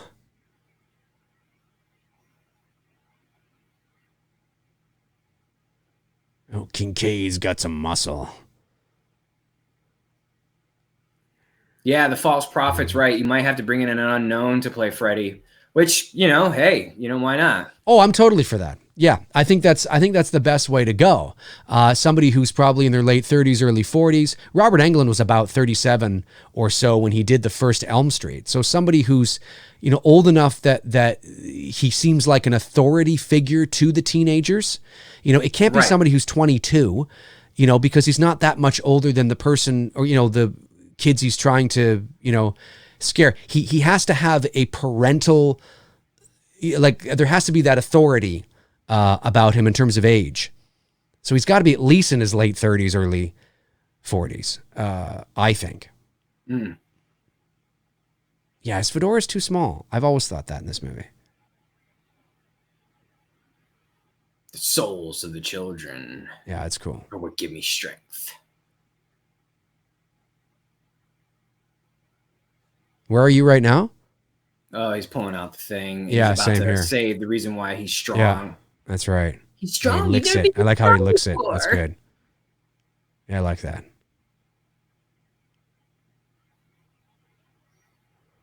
You only faced him once. What do you mean he's never been this strong? Yeah. You're talking like you've been doing this shit for years with him. That is cool. I mean, it's a cool practical effect to see the souls of the children. I have that body cast being made, right? You do. That's awesome. I got fitted for it and everything. That's awesome, man. Are they just going to be like, are they going to move? Are they going to be like little animatronics and move? Wouldn't that be amazing? It's basically, I've got a sweater being customized and made so that all I have to do is put the sweater over it and the cast will be, right there. And that's just kind of pull it up and yeah, that's awesome. That's really awesome. Let's see. Steve Austin as Freddy. Crack some beers. But no, Freddy I mean, said so. There's a lot of different things you can, and again, I get it. I get, I think Whoopi if you were Goldberg going to as Freddy, she scares me already just being herself. Yeah. But if you're going to bring back Robert as Freddy and you're going to bring back Nancy, then I think you should do a sequel to, I think it's not going to be a popular thing, but I think I got to admit, I don't know if I'm interested in seeing a sequel to this movie. I would be curious to see what they do with a sequel to the original. But I don't think they would do that. Yeah. See, Nancy dies in this movie. Now, that's Hollywood dies. You could always figure out a way to bring her back. Sure. Or something that I think would really be cool, and I didn't know that they were going to do this. This apparently was the original idea. I forget if this was the original idea for part 3. This is where I need Cecil. Or if this was part 6. Maybe it was part 6. One of the original ideas was to have Freddie and Nancy battling it out in the dream world. And Freddie is sort of the devil and Nancy is sort of the angel, right? that was an original idea that That'd they be cool. had. Love the stop motion here with this. Oh, it's fantastic. What is it? What's that taken from Jason and the Argonauts, I think, or something? Yeah, Jason and the Argonauts. That's where the idea came from. Yeah, just awesome shit. Yep. I never really liked the way that he went out. I think he should have gone out more heroically. Gone, swinging. You know what I mean? Maybe trying to attempt to save Nancy. Yeah, something like that. Yeah. Because I think I agree. I always thought his death was like, that's it. Like he just goes out that way. I think he should have gone out a different way. Someone mentioned here, what about Stu from Scream as Freddy, Matthew Lillard? That wouldn't be bad. You know, only what, his late 40s? Gotta be. Yeah, mid to late 40s, something like that. Skeet would be, the guy who played Billy Loomis. He wouldn't be a bad selection either as Freddy. Kind of a skinny, tall dude. Super chat from LB says, "What do you think of Caleb Landry Jones as Freddy?" I don't know who that is. I don't know who that is. You know who might be good as Freddy? You ever seen Supernatural? You know who Jensen Ackles is? I don't. Not the long hair dude. He's the short hair dude. He could be good as a Freddy. I might know his face. He gets dark at times. Yeah.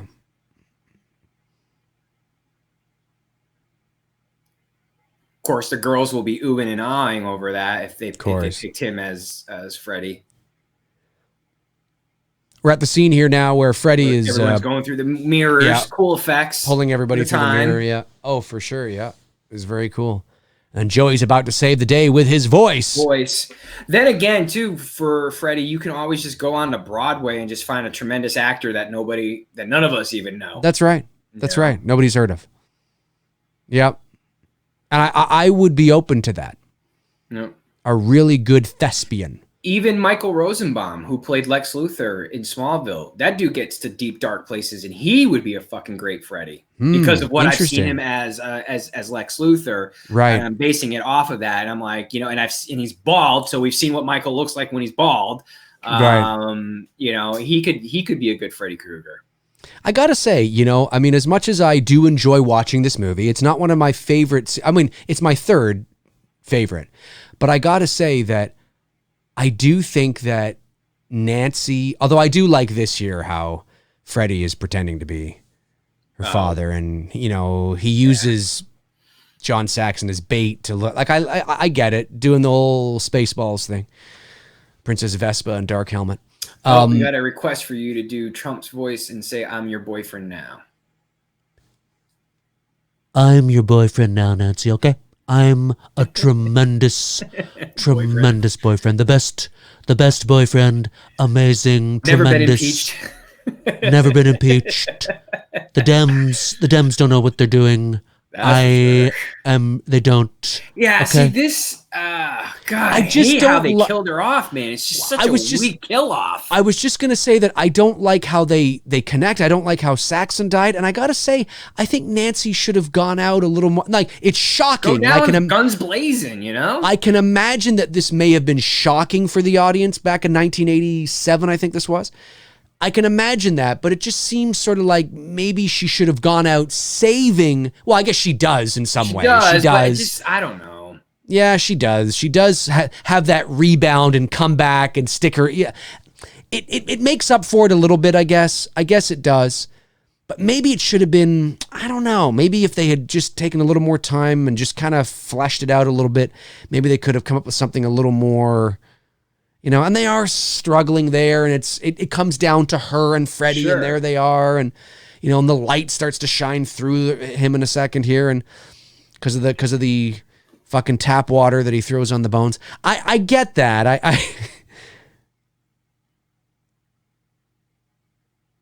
I mean, can anybody thank fucking Bill Maher here? Does he not get credit? Saved the day.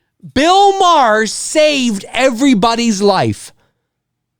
Bill Maher saved everybody's life. Bill Maher, the young son. Can we not, hello? But yeah, I mean, it's not, watching it here, I'm not upset about it. I like this. This is powerful. Kristen's holding her, she's crying. Right. I just think the execution of getting there, like stabbing her, Sure, way, sure. you know what I mean? Like, Yeah. I just think it wasn't like this. I love it's emotional. You Right. get the whelp in the eyes a little bit. Yeah, like, yeah. You know, Nancy's gone. It sucks. Yeah. I just think it's getting there. It was, Right. like part of it was right. Like you said, she saves Kristen. Okay, that was awesome. And then she dies, and Kristen, has that moment with her, which is great. It's the actual stab. I don't know. I just think they could have done something a little bit better. But maybe you're right. Maybe that's what they were thinking. It was a moment that they didn't see coming because they did they psych out with John Saxon's character. Yeah. So I mean, again, watching it now, it was Freddie and her really going toe to toe and no fake. Yeah, maybe. Like watching it, it just seems like he got the upper hand. It seems like Nancy should have been more skeptical that was her father. Right. Like what are you doing here? Yeah, exactly. Like she's an expert, on Freddie. She's an expert on Freddie. She's a dream expert now. She's a psychologist, and it feels like she should have been a little more skeptical. And like you said, maybe there should have been more of a bit of a battle and he gets the upper hand somehow. Something like that. I mean, it's fine. Again, I don't watch this movie on the regular, but I watched it, I think 2 years ago was the last time no, that's not true. I watched it for a Saturday movie night on my channel, maybe about not that long ago. But that's the last time I watched it. But I'm okay with it. But yeah, I think they might have been able to, just a little bit. But this is a great last shot here. Oh, I love it. Here it is, and that's all you do. That's it. Just the light, and you just plant the seed of doubt. Now we get the docking. Yep. And that's it. You didn't even need that. You didn't even need that. You just need it to turn on. Da, da, da. Oh, the 80s, how I miss you. Yeah, you're the dream warrior. I bet you, though, seeing this film for the first time in the theaters was probably a lot of fun. Shocking. I'm sure people probably walked out of the theater like, what the fuck? Nancy died.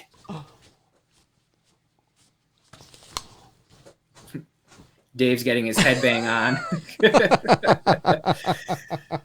I'm not going to listen to the whole song. Oh, my goodness gracious. A Nightmare on Elm Street 3, Dream Warriors. It's a fan favorite. It is. Definitely.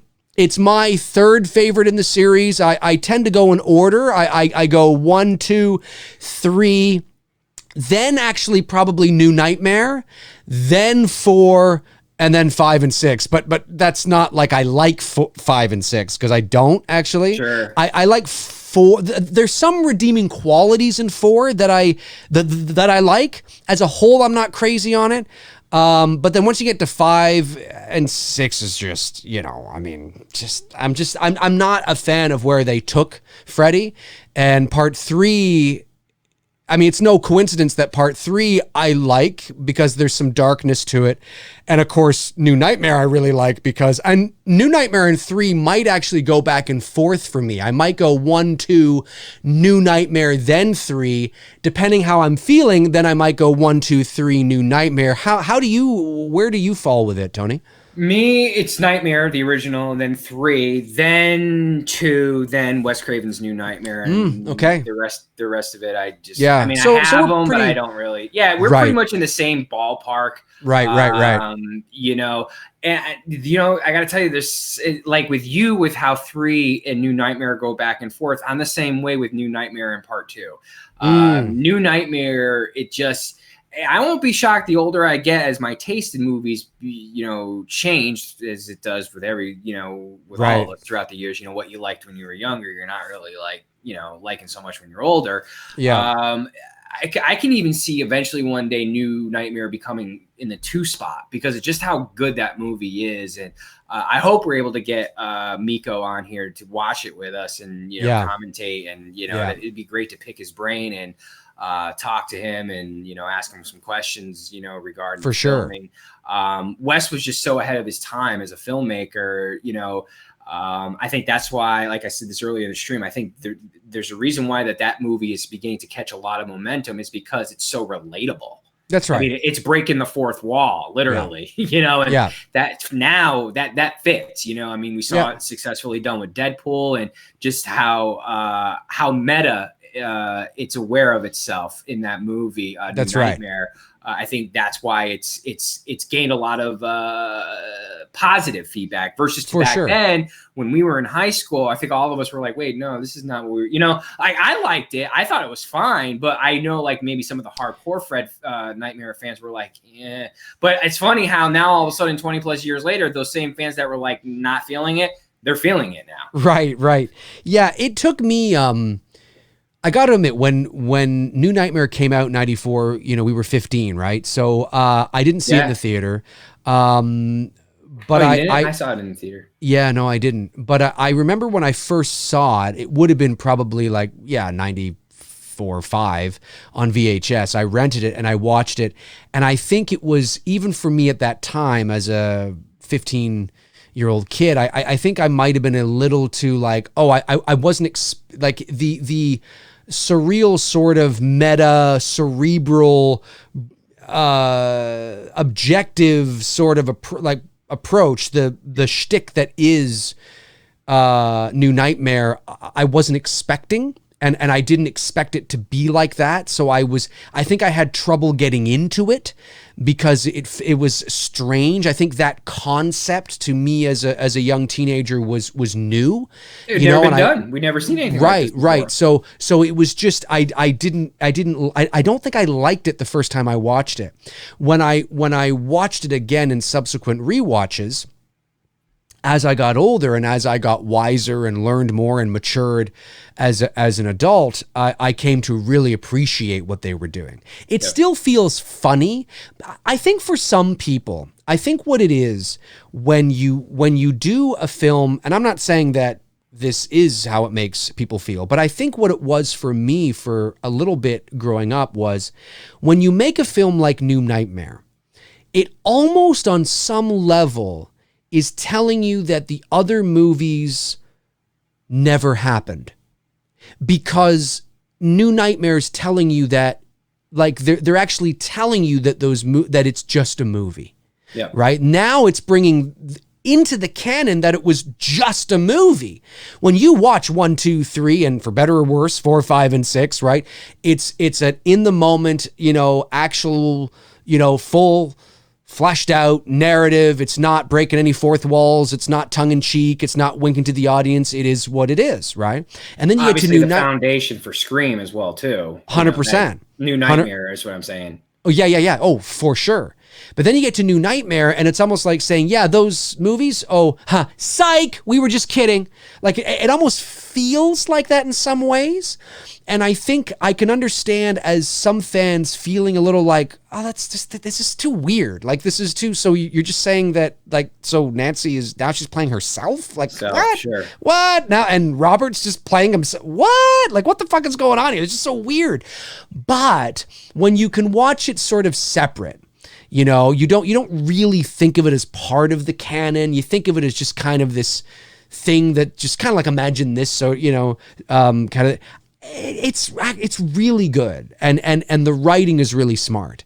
And, there's a lot of potential there. I can understand why Cecil wanted to tap into that part of the Elm Street lore and mythology, and move that forward in an interesting way. Sure. You know, because there is something there that's sort of like, whatever happened to Dylan? Whatever happened to, you know, Nancy? There's a lot you can work Heather. with. Absolutely. Yeah. So, but for me, when I first watched it was a little kind of strange, but now it's become like my third, sometimes fourth favorite. Funny how movies do that, you know, through time. And, you know, you got this feeling Wes knew what he was doing before all of us. Yeah, for sure. You know? For sure. Intel Wild sends in a super chat. Thank you very much, buddy. Really appreciate that. PC Pierce sends in one, says cinematography in this subpar in this is subpar compared to Nightmare on Elm Street 1. Yes, I think what is when you start to get sensational, I mean, there's some great cinematography in part 3, but it's more sort of it's just very beat by beat cinematography. It's nothing like, I think the effects is what makes cinematography look great. It's very focused on the dreams. And again, like I said, that's one thing that I get why people like it, and I get that you can have weird and crazy dreams that, you know, you wake up and you're like, what the fuck? I was in a circus and I was petting this dog and this fat lady came over. I mean, I get that dreams can be weird and crazy like that, but I think it became less about Freddie and more about the dream sequences. And I just they weren't necessarily scary anymore. They were funhouse horror carnival barker. Like Freddie was just the carnival barker saying, step right up, come on into my horror house. Woo! Like it just kind of became like that. Sure. Whereas the original Elm Street and even part 2 was like, no, you're gonna fucking shit up here. Like this is fucking scary. Yep. You know, so, and the cinematography was a reflection of that. Sure. You know, so yeah. Did I miss any other super chats? I don't think I did. No, that was the last one before that, and then that one. Okay, all right. What do we got here? What do we got? The J Hookmaster says, hey, Dave, are you doing any casting calls, or do you have any ideas for the cast? For It's Me, Billy. For It's Me, Billy. We're not... yes, in short, we are going to be, I don't know if we're going to put out a casting call. We are looking at actors now. You have to be an actor. You have to be, you know, a professional actor. So you have to have experience. We're not just, you know, hiring anybody. Same goes for crew, obviously. You have to have a certain level of experience as a crew member. And because, you know, I mean, as much, I've had a lot of people reach out to me and say, oh, I'd love to be a part of it and things like that. And as much as we do appreciate the offer, there's, you know, as Tony would be able to, you know, attest to this as well. It's when you are doing a professional production, you need people on set or on your photo shoot or, you know, whatever the case is, who understand that they're on a professional production. And sometimes those people know where to stand. They know what to do. You don't have to tell them twice, all that kind of stuff. It's not personal. It's just there's a certain level of experience that the crew must have and that the actors, you know, must have, because time is money. You know, it's not a little short movie that we're doing in our backyard that we can take all the time in the world to do. This is going to be a $40,000-$50,000 picture with a schedule and, you know, locations, and it's a legit film. So yes, in short, we will, but it's we're not holding an open casting call. We're focusing on, you know, the areas of where, you know, the sites. Wants to know, will Olivia Hussey be in it? Somebody wants to know, will Olivia Hussey be in it? I'm not going to say no. I'm not going to say yes. I'll just leave that blank, because that's not me saying she is going to be in it. That's just, I don't want to approach that right now because of the potential of where It's Me, Billy could go. We have ideas. You know, if It's Me, Billy, you don't want to give too much away. Right. If It's Me, Billy is successful, and people love it, and it gets a lot of follows and views, and people think it's great, we have ideas. So, you know, I just kind of want to keep that on the wraps. Remember, guys, a lot of this really hinges upon you. I mean, it really does at the end of the day. Right. If you guys like it, and you support it, and you watch it, I mean, it really comes down to you. 100%. I mean, again, you, the audience. Right. Yeah. Now, Bruce and I, again, we haven't done our production budget yet. We are in the process of doing other things related to that. The production budget is part of it. We don't have a set number yet, but the ballpark of what we're probably going to be looking to raise is probably in and around $40,000. And that, of course, goes right back into the production. That's going to cover, obviously, the rental of equipment, the location costs, the catering, the hotels, you know, everything that, you know, the perks, obviously. We have to get the perks, ship the perks, send the perks. In case you're wondering, folks, the perks are naked pictures of Dave on his bed. Right. With roses all over him, just like from American Beauty. Now, that's actually the $100,000 perk right there. That's the one that if you want me, naked picture sprawled out on the bed. actress that does that in American Beauty? I forget what's her name. Oh, the iconic scene in it. That's what I was. You would be recreating the American Beauty scene with the roses on her and everything. The actress. Yeah, who's the actress that's from the movie? That shot is from that I'm. Is it the daughter or is it the wife? The actress that the scene's from. Kevin Spacey's wife. I can't. No, the girl. The girl. The roses on her, and she's covered up by isn't the roses. that Mira Sorvino? Chat room will let me know. I think it's Mira Sorvino. I think, isn't it, or something like that? Room. But yeah, so actors, yes, obviously, but we're looking in the avenues of where we would hire professionals. So those are specific websites where that is, agencies, things like that. We wouldn't really, at this present time, I don't see there being an open casting call. But also keep in mind too that we're shooting in Canada. So if you don't have a passport, years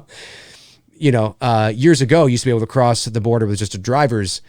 Mina Savari, that's it. Mira Sorvino. I was thinking of somebody else. Yeah, Mina Savari. That's right. Yeah, I was close. Follow-up question from somebody said. Someone asked a question here that was really good, and I think he deleted it. I don't know why, because it was a good question. I don't know who it was, dude, but your question was any guilty pleasure movies, and you wrote yours was Killer Clowns from Outer Space, which is totally a good guilty pleasure. I'm sorry, I wish you didn't delete, otherwise I'd say your name. I think that's a great one. But mine would be more recent films. Two of them would be Annabelle Creation, the one that came out last year. I really enjoyed that. I know a lot of people didn't like it, but I thought it was a fun adventure, horror film. And then the other would be the Blair Witch sequel, the not Book of Shadows, but the sequel to the Blair Witch Project that follows Heather's brother. I enjoyed it. I know some people didn't like it, but I thought it was fine. I liked it. So it has become a guilty. Definitely has become a guilty pleasure. Cool. Yeah. Cool. What about you? Do you got any guilty pleasure films? I don't know. Guilty pleasure. I say this is a guilty pleasure, but it's got a cult following on its own. So it's not even a movie most people would say is, because I think most people are like, oh yeah, that's kind of funky and cool and fun anyway. So it's not like, usually a guilty pleasure is something that you like that most people don't. And I can't say that most people don't. Yeah, I can't say that most people don't like this, but it's certainly a movie that is that you don't think of a lot, but it definitely gained a cult following, and I guess it's a guilty pleasure, even though it doesn't really fit the title. For me is The Burbs with Tom Hanks. It's such a good movie. I know, that's what I mean. I love that movie. I love that movie too. Corey Feldman's in there. Yeah. Tom Hanks, Carrie Fisher. That's a good flick. That's not a guilty pleasure. That's a good flick. I know, but for some reason, I think it's because it didn't resonate with audiences when it came out. It didn't do very well at the box office, that kind of thing. I think that's why for years I always kind of felt like it was a guilty pleasure, even though now it's sort of entered that area where most people are sort of revisiting and liking it. So the J Hookmaster says, Dave, are you and Bruce the only two who have read the script? No. The Artisan, Jason Goes to Hell for me. Well, there you go. Jason Goes to Hell. Ed Red 7712 at Dave McRae at Tony Michael. Thoughts on Jackie Earl Haley's performance as Freddy on its own aside from the movie? I mean, it was all right, but the problem is you can't say aside from the movie because it's such a bad movie that it ruins his performance. You know what I mean? Yeah. It's oh yeah, you're right. The Manhammer AR-15, Annabelle Comes Home. I said Annabelle Creation, and I really like Annabelle Creation. Right. So did a lot of other people. Annabelle Comes Home is one that not many people like that I actually really liked and had fun with. Thank you, Manhammer. Yeah, as far as Jackie's performance, I mean, look, is I, but like it's in a bad freaking movie, It's like hard to give any praise to something that just is an abomination. Yeah, it's an abomination.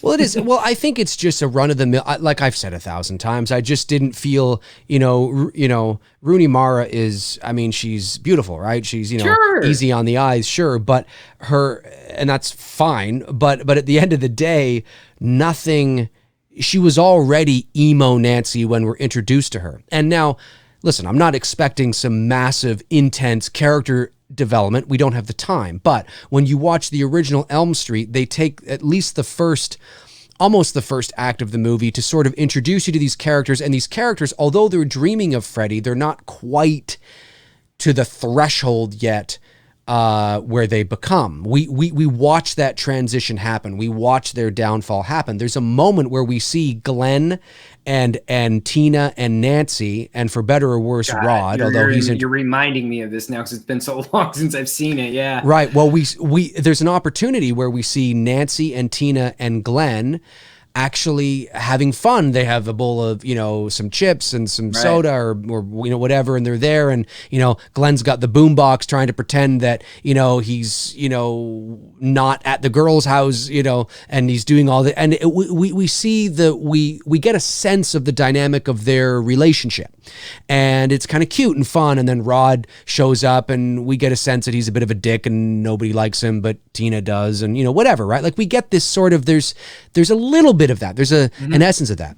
In the Elm Street remake, it's like the kids it's like fucking Depressedville.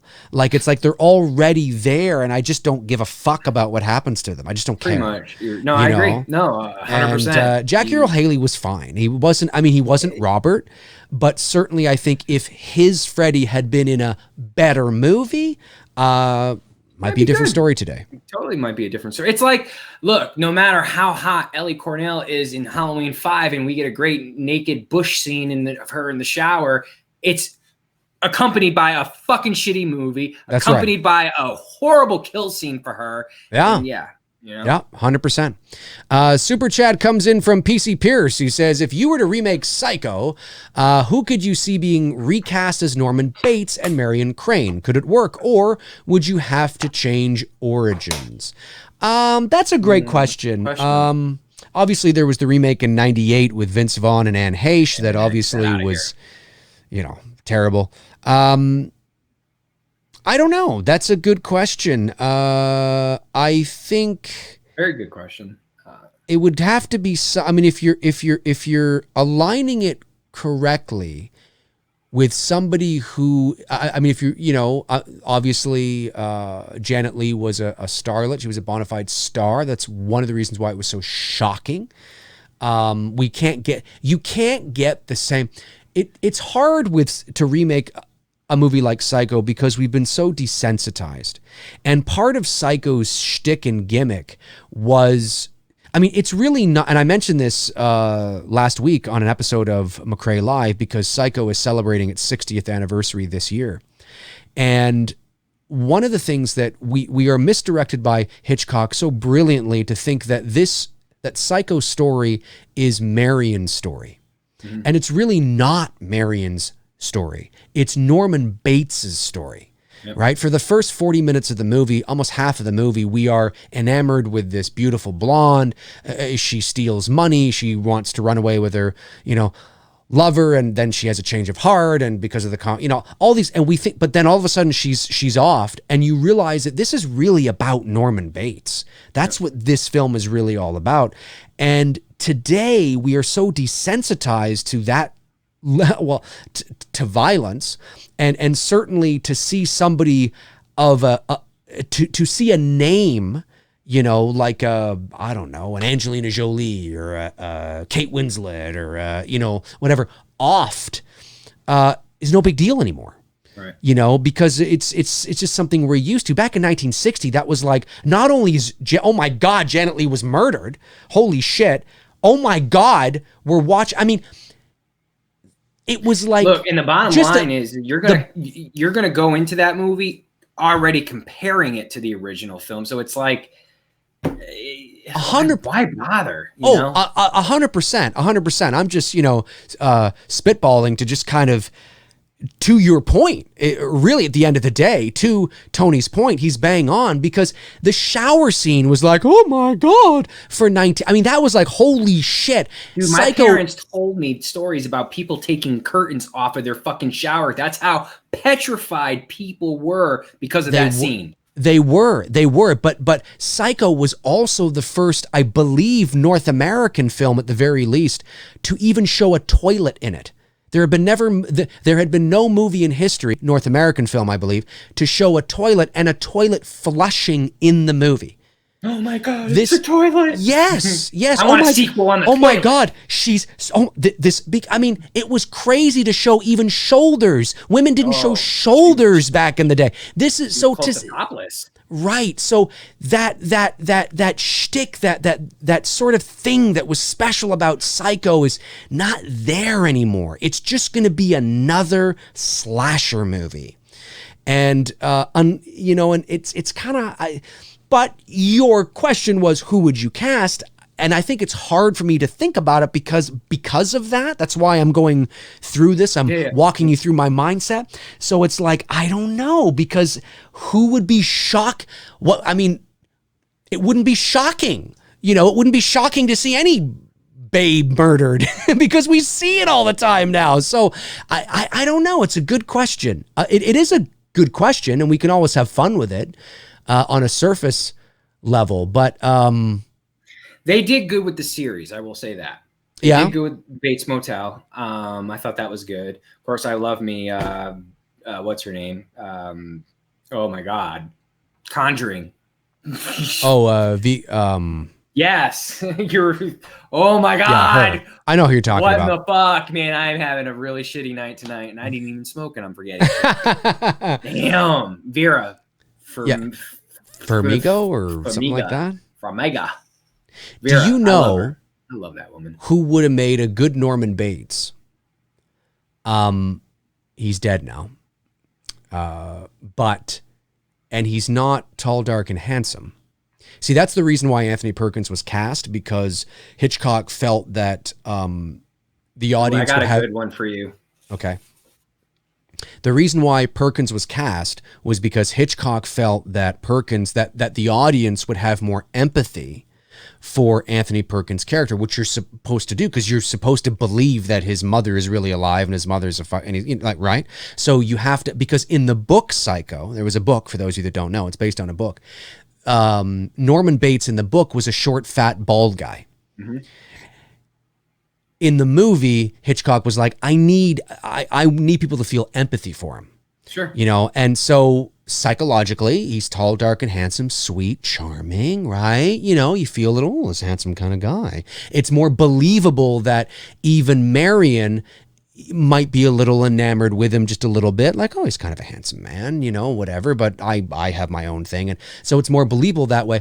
So my idea, but to get the performance, the charm with the psychological sort of a bit off. Ooh, I got a good one for you. And he's dead now, and he's not tall, dark, and handsome. But I think Robin Williams could have pulled it off. Yeah, because of 1 hour photo. Right. You look at his performance in 1 hour. Now, even his performance in 1 hour photo is too much. He would have to dial it back. Dial it way down. He'd have to dial it way back, be more charming. But Robin can go, that little subtle bit of that nervous laugh, that little bit of something, but you can also, he's charming and he seems sweet and you can feel empathy for him, even though he's not the traditional tall, dark, and handsome. Interesting choice, but I'd be open to seeing an audition from Robin if he was alive. Yeah. I got a good one for you. This guy is tall, dark, and handsome. This guy is becoming a phenomenal actor. This mofo can get into some craziness, especially after watching this new movie, The Lighthouse. And if you've seen Good Time, Robert Pattinson, he would be a good Norman Bates. He would be if you've seen The Lighthouse, y'all know what I'm talking about. This dude got real deep into some, like, this dude went off the fucking reservation with his nuttiness. I mean, really, dude. I mean, like, when you do finally get to see Lighthouse, right? And you've seen Good Time. Yep. Then you picture, like, because Pattinson can get to that sweet, charming, charisma type character that you want from a Norman Bates. Right. And Pattinson can also get to that deep, dark area that you need Norman to go to. So sure. I could totally, Adam Driver, someone said that. Yeah, Adam Driver would be a good choice for Norman. That would be a good one as well, too. Yeah. Between him and Pattinson, yeah, that would, those Adam two Driver's would be good. You know who'd be my good Marion, Janet Leigh character? Who's that? Reese Witherspoon. Yeah. Sweet Southern girl with that Southern charm, that you want to protect. Yeah. Still looks really good. She would That's be. not bad. Yep. That's not bad. Let me see here. Robert Kitzmiller says, what is a better chance of dethroning Avengers, Batman 2021 or Avatar 2? I would probably say neither, but if I had to pick, I would probably say Avatar 2. I think Avatar is going to do high one bills, but I don't think it's going to go. No. I don't think so either, but you never count James Cameron out. And absolutely not. So that's why I'll probably say Avatar 2. I think Batman will be it'll be a $1 billion film. It'll be probably a 1.45 It's going to do what Joker film did, because is Matt Reeves going rated R with this? I don't know. That's a good question. I'm not sure. This is not the same Batman that we're all used to, and they're definitely now they're taking the same approach that Phillips did with Joker. Right. And so that's going to, not that saying it still can't cross $1 billion. Joker did, right. And Deadpool did as well too. And those were 2 R-rated films. I can't remember if Logan did or not. Do you know if Logan crossed $1 billion?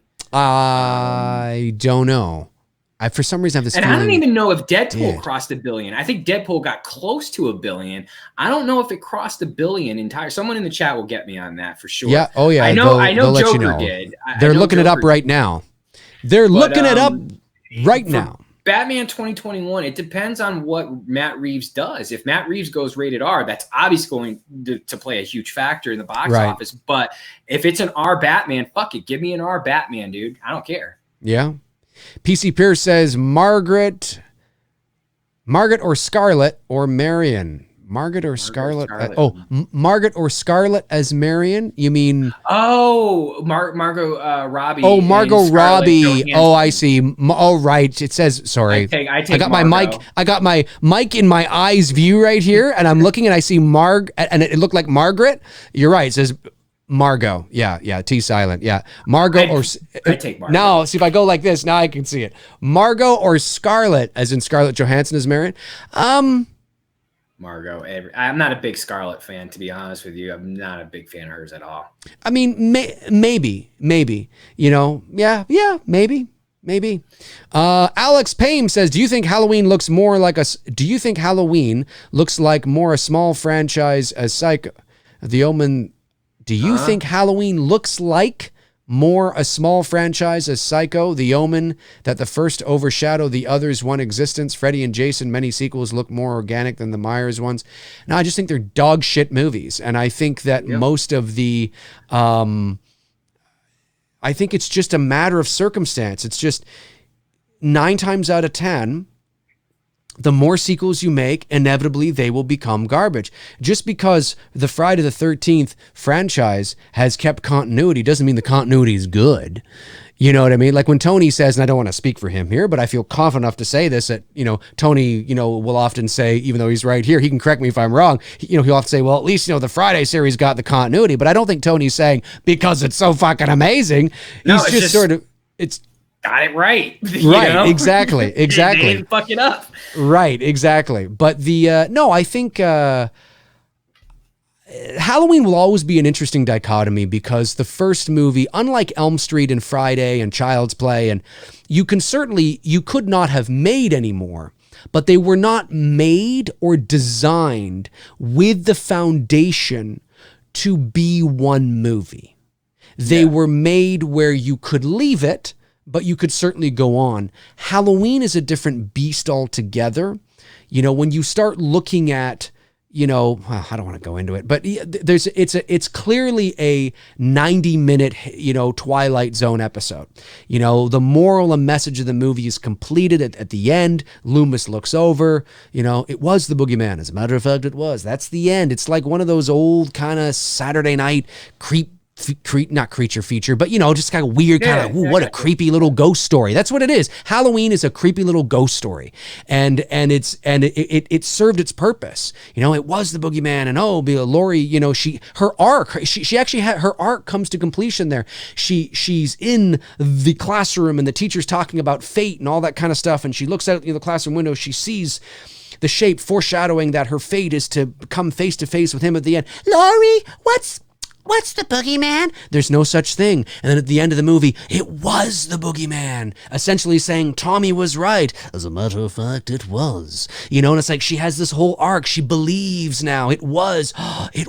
Look what happened. And that's it. It's just a creepy little Halloween campfire ghost story. And it was designed to be that. And then it was so successful. Highest grossing independent movie of all time up to that point. Of course, it took a bit to catch on, and they made a sequel, and then they had to figure out, okay, now how do we extend this? We have to justify why he's there, and then it kind of rolled into normalcy. It was just this sort of run-of-the-mill thing. So I think like the Halloween franchise will always have that interesting dichotomy there. When you look at the first movie and you look at the series, you can always look at things that they've tried to justify, but it's like, to me, it will always be like putting a square peg into a round hole or something. It's just, you can do it, but you got to jam it in there, and really kind of make it work. But, yeah. Oh, Lexi. I didn't mean to delete your comment. I meant to highlight it because I wanted to respond to your comment. So I'm responding to your comment now. Lexi says, Tony, you're not a fan of anything past 1980. Let me tell you the reason why. I think everybody. No. The reason why I'm stuck on the 80s, I was never. Listen here, Lexi. No, I was never this stuck on the 80s until I turned 40. I think once I turned 40, I became very reflective. I'm at this stage in my life now, and it's like, wow, where did the time go? So I've been I will say, since turning 40, I have been even that much more nostalgia and thinking back to that time, because every person handles age differently and turning certain ages. Not like I'm having an issue turning 40. I just think that it's like, wow, that time is gone. The youth is gone. You know what I mean? We're not kids anymore. We're grown men. We're at a different point in our life, and we're never going to get that back. So believe me, there's a lot of new shit that I like. I'm not a really big fan of the new music. I mean, I've been very open about that. Music for me definitely ends in the 90s. Just unfortunately, there's just nothing good out there. I mean, sorry, other than Shakira, she's good. I mentioned that earlier. Some Mark Anthony's her good. hips are telling the truth. I'll tell you that. I think if you ask anyone, as you get older in life, you do just begin to look back and go, damn, man, there's times that I wish I could go back and relive that. You know what I mean? Because you do realize you're getting older. You're not getting any younger. And, I didn't take the comment personally, but I do know I reference the 80s a lot, and I understand that. And I think for me, I had to kind of take a step back. Like, why am I doing that? And I think it's because just being reflective about where I'm at now in life and my age. I don't know. How was turning 40 for you? You just didn't care or whatever? No, I mean, it's the same kind of thing. I mean, you look, I mean, it's, I think the thing that I'm noticing too is the world, as you get older, and everybody goes through this, and might go through it at different stages and different ages. But I've been noticing for a little bit now that and maybe it's because I work in the entertainment industry, and I do this and I do the show with you, and we're always talking about entertainment and all that stuff. So I see sort of the pop culture impact, entertainment, music, movies, television, technology, and it's we're getting past that point where it's targeted towards our age anymore. And I think that has been sort of really reflective that I'm irrelevant.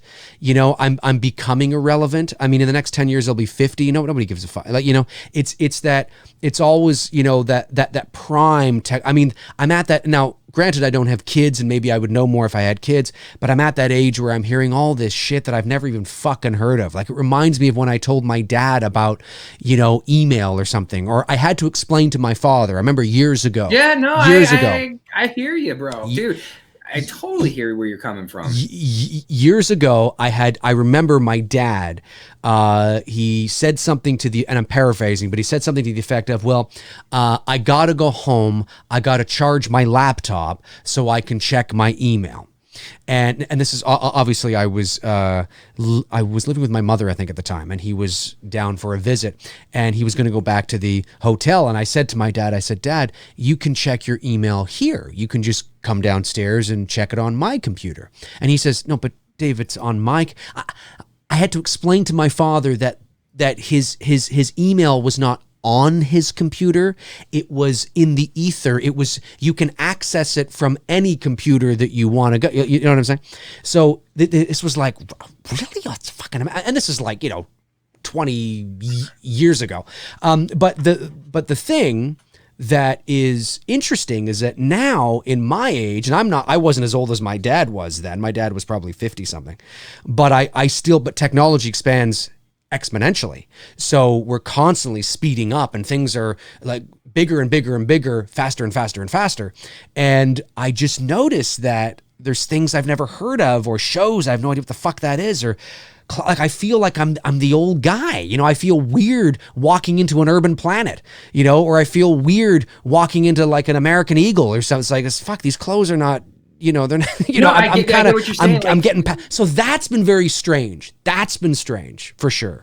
No, I totally, because like, for example, Lexi, I'm using you as an example. I'm getting used to this moderating thing, so I screwed up again. I didn't mean to hide you. I meant to go to your channel to see your picture. Now, if that indeed is you on the photo, like what Dave was saying there it's very important, because you look like you're a young, we'll just say 20-ish, 21-year-old.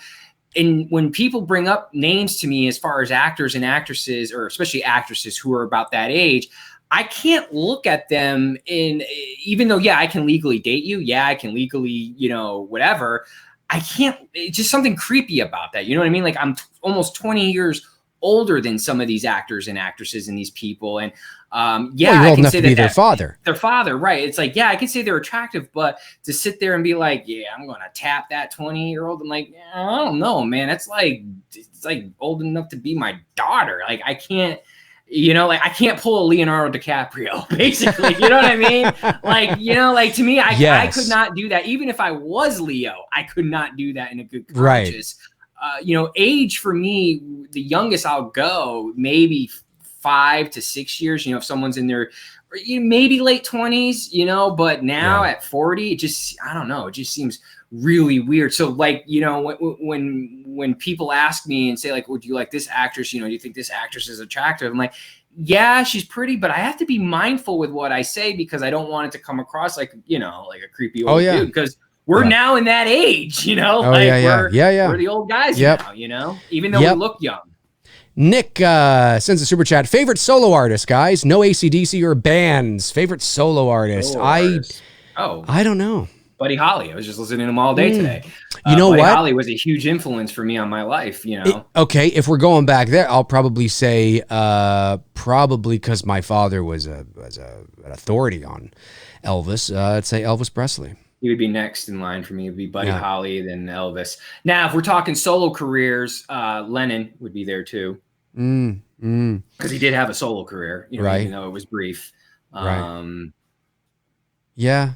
I don't know. It's a good question. Yeah, for sure. Frank Riker MJ, says D&T. minus the craziness. And Jackson, that. Hey, and that's something people have to understand. You can be, and I'm not here to argue whether he did or didn't, was or wasn't, but you can be a scum-sucking piece of shit of a person and be incredibly talented. We must remember that those things are not mutually exclusive to each other. Okay, that they can be separate. So just because, look at Kevin Spacey, right? Incredibly talented. Bill Cosby. You can be an incredible talent and a piece of shit at the same time. So we must not get blinded it can't be. He was America's dad. He was an actor pretending to be America's dad. Whether he was a good guy or not, he wasn't actually. Anyway, that's a whole other thing. But just it's true. I mean, there are a lot, you know. Just remember that. Remember that being an incredibly talented artist, whatever the medium is, doesn't mean that you cannot possibly be a scum-sucking maggot. I mean, it just doesn't, you know. Not mutually exclusive. Anyway. Dave's taking the air out of the room. Frank Riker says, D&T, you guys are robbing a bank. What type of masks are you going to wear? Hypothetically, of course. Well, damn, I was going to rob one tonight. I would. Yes, what's that? To be the guy that would do that. I'd wear the Myers mask just to be that guy. I'd wear a Trump mask. Myers mask. What the fuck? Yeah. I'd wear a Trump mask. I'd go in and be like, I want all your billions and billions. The biggest, the greenest, the best. Okay, the best. I want the best, the biggest, the best. That's what I would do. Okay, a couple more here. The Film Addict says, which Batsuit from any of the Batman live action movies are your favorite? Also, if they include the Joker in the new Batman trilogy, do you think they will have a new new Joker? Yeah, they're not. No, they'll probably have a new Joker Batsuit. I like Keaton's Batsuit and Bale's, I guess. Yeah. I'm not a fan cool of stuff. those. Big G says D&T, your favorite one-hit wonder song from the 80s. I think mine might be I got a whole playlist of that. I mean, yeah, that's like a Playing with the Queen of Hearts. I think that was a one-hit wonder. God, man, I could be here for Playing with the Queen of hours. Hearts. You got Video Killed the Radio Star, Shadow of the Night, Pat Benatar's not a one-hit wonder. She had a few hits. If You Leave Me from Pretty in Pink. That's a great tune. Simple Minds, Don't You Forget About Me is a great one. Cruel Summer, of course. Bananarama wasn't one hit wonder. Cruel Summer. Geez, I'm trying to go through my list here and see who was a one hit wonder. Tiffany, I think we're alone now, but I prefer the original. The original by Tommy James. I think we're alone now. Yeah, I love Tommy James. Tommy James is like, dude, Crystal Blue Oyster. Such a good song. Persuasion. That Tiffany song. I'm thinking of Blue Oyster Cult. Crystal Blue Persuasion is the song. One hit wonders. Let me see here. I'm going through my list. Those are some good ones, though. Ooh, Toto Africa. Love me some Toto Africa. That is a good one. I love me some Toto Africa. This is good. Yeah, that's good. I love that one. Good question. Very good question. Oh, wait, don't play it. Well, you can play it a little bit, I guess, because we're not going to. Come on, St. Elmo's Fire. Yeah. I love that tune. Love it. Big G says, D&T, favorite flop film of all time. Favorite flop film of all time. I don't know. I don't know. I don't know. Favorite movie that flopped. It's a good question. I'm not sure. I'm trying to think what flop that I liked. You think on that. Frank Riker says, Tony, did you notice that Joe Bucks? Joe Bucks pants. Joe Bucks, for, the announcer for the for a little tight yesterday. Announcer. Oh, that guy. No, I did not notice that. I'm not a big fan of Joe Buck. I can't stand that dude when he announces. I like Troy Aikman. Troy Aikman's great. Cool. But I'm not a big fan of Buck. Yeah, I don't know. Favorite flop film of all time. Hang on. Let me just do a quick Google search. Critically, it did okay. I mean, it wasn't like a super hit at the box office, though. Mallrats. I love Mallrats. I just watched that. I did the whole Kevin Smith run the other day. I did Clerks, Mallrats, Chasing Amy, which I love Chasing Amy, Dogma, and Jay and Silent Bob. And then I watched Reboot just came out digitally. Actually, I like Reboot. Jay and Silent Bob's Reboot was decent. It was, it was good. It was solid. I don't know. I'm gonna go with Mallrats. But Mallrats, I don't consider a flop. Mallrats wasn't like a huge box office success, but it is critically, I think it's a fresh rating on this movie here. Yeah, Suzanne. Actually, I just got pulled from my old collection that I've been going through. Just pulled out Mallrats on vinyl, and Suzanne, that song's on there. I think it's Weezer who sings that song, if I'm not mistaken. Someone correct me on that. without me. Who's saying Teenage Dirtbag Baby? Was that Weezer too? For my record, which I'm gonna do. No, that wasn't Weezer. How was it? Mallrats. Yeah, Mallrats is my favorite Kevin Smith movie, for sure. For sure. Robert Thidoff says, most overrated movie of all time. Most overrated movie of all time. I would say, I don't know. But off the top of my head, one that I watched recently in the last year, which I thought was very overrated, was A Quiet Place. I thought that was very overrated. I love Quiet Place, and I can't wait for the sequel. Yeah, I couldn't care less. But most overrated movie of all time. Well, for Dave, it would be Quiet Place. Well, no, not necessarily. Not necessarily. That's why I said off the top of my head, maybe A Quiet Place, but not necessarily. I'd have to think more about that. That's I'm gonna get shit for this. Avatar. I'm not a fan of Avatar. Oh, there you go. I'm not a fan of Avatar. A lot of people don't like Avatar. I like Avatar's so overrated, man. It's like Pocahontas in space, man. If you're gonna critique Avatar, make sure not to use the Dances with Wolves, Pocahontas, because for me, I'm not talking about you. Talking about people in the you've been able to articulate yourself, but a lot of people tend to fall on buzz statements like it's like Pocahontas space. Yes, and I can tell you why Star Wars is not as original as you think it is either, and I can tell you why. We can we can have that conversation about some of your most beloved favorite movies that you hold dear to your heart. So I understand why it may have rubbed you the wrong way, but there's nothing in Avatar that hasn't been done through millennia in telling stories. But certainly I loved Avatar. I thought it was great because James Cameron is brilliant at making a film where there's a lot of things for everybody. And I thoroughly enjoyed the spectacle of it, and it wasn't I wasn't looking or expecting a story that was going to,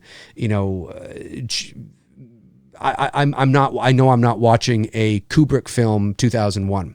That's a movie that I want layers there. I want cerebral, deep layers that are going to make me think about the cosmos and the bigger picture of life, and what it's all about. Avatar is an amazing spectacle of a film about this faraway planet, science fiction in the future, and it was just really cool. It was 3D we'd never seen before, and it was just cool. I had a great time at the theater. It was a lot of fun. So, this is a dark question. The J Hook Master, hey Dave and Tony, do you believe in the perfect murder? If so, how would you carry out? Look, at the end of the day, guys, let's one thing clear.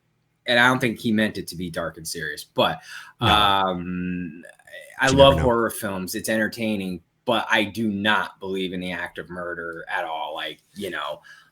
Unless I was defending my own life, or if you were defending yourself to save your your loved ones or something like that. Yeah, absolutely. I'm gonna pull out and boom, you're done. Yeah. I don't believe in actually having intent to go kill someone or someone pushing you to the point of look, you have to remember at the end of the day, man, when you murder someone, it's not just affecting your life, you're affecting so many people's lives. 100%. You know what I mean? At the end of the day, we can laugh and joke about the shit with Halloween and Freddy and Jason, all that stuff. And it's entertainment. It's meant to be monster movies and fun. But when it comes down to real shit, this wasn't murder. It was an accident. But I'm thinking about, this week, what Vanessa Bryant, Kobe's wife, is going through, and how her life had literally instantly changed in a blink of an eye, and she would never be the same woman. That's the kind of stuff I think of when, you start thinking of murder and, Lacey Peterson is one that it's popped into my head now, the Scott Peterson case, and what that scumbag did to, his wife. Brutal. It's why don't you just leave her? Leave her. Yeah, it's a douchebag thing to do, leaving your pregnant wife. Yes. But why kill her and put her family through all that shit? Exactly. Exactly. No, I agree. That I've been wanting to do a show soon on real life dramas. I know we've talked about that. Yeah, we have. Teenage Dirtbag. That's right. Teenage Dirtbag was Wheatus. Thank you. Not Weezer, Wheatus. Okay, thank you. Appreciate it. Big G also says Terminator allegedly a ripoff of an old TV episode. Well, listen, I mean, there's a lot of things that are inspired. There's very few original, and when I mean original, I mean something that is the mythology of it, or the not the mythology, but there's very few original pieces of storytelling that are not derived from something in terms of realism, religious mythology, like, you know what I mean? And it's not necessarily telling new stories. They're telling stories in new ways, when it's just, there's so much. So it's original, but it's never been told in this way before. So therefore it's an original idea. It's an original story for all intents and purposes. Right.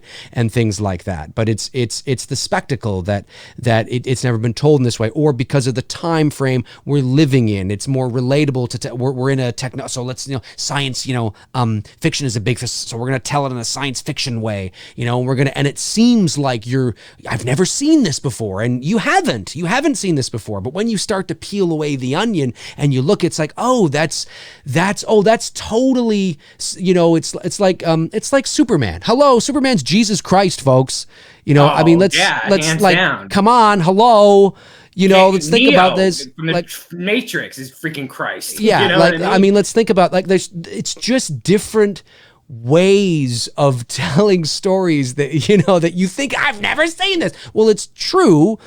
But when you start to peel away from this way. Yeah, exactly. And anyways, that could be a whole episode. I'd love to dive into it, but for the sake of time, because we got to wrap up here, we'll probably do that on a future show. But you want to get these super chats? Yeah, let's get these super chats here. Frank Riker says, what is your best date movie? Well, I think depends on the circumstance. I think you should always, if you're I've never been out on it. Well, that's not true. I have, but I think if you're going to go out to dinner and a movie, your the traditional dinner and a movie, into the room. What do you mean you've never been out on a date? No. I mean dinner and a movie date.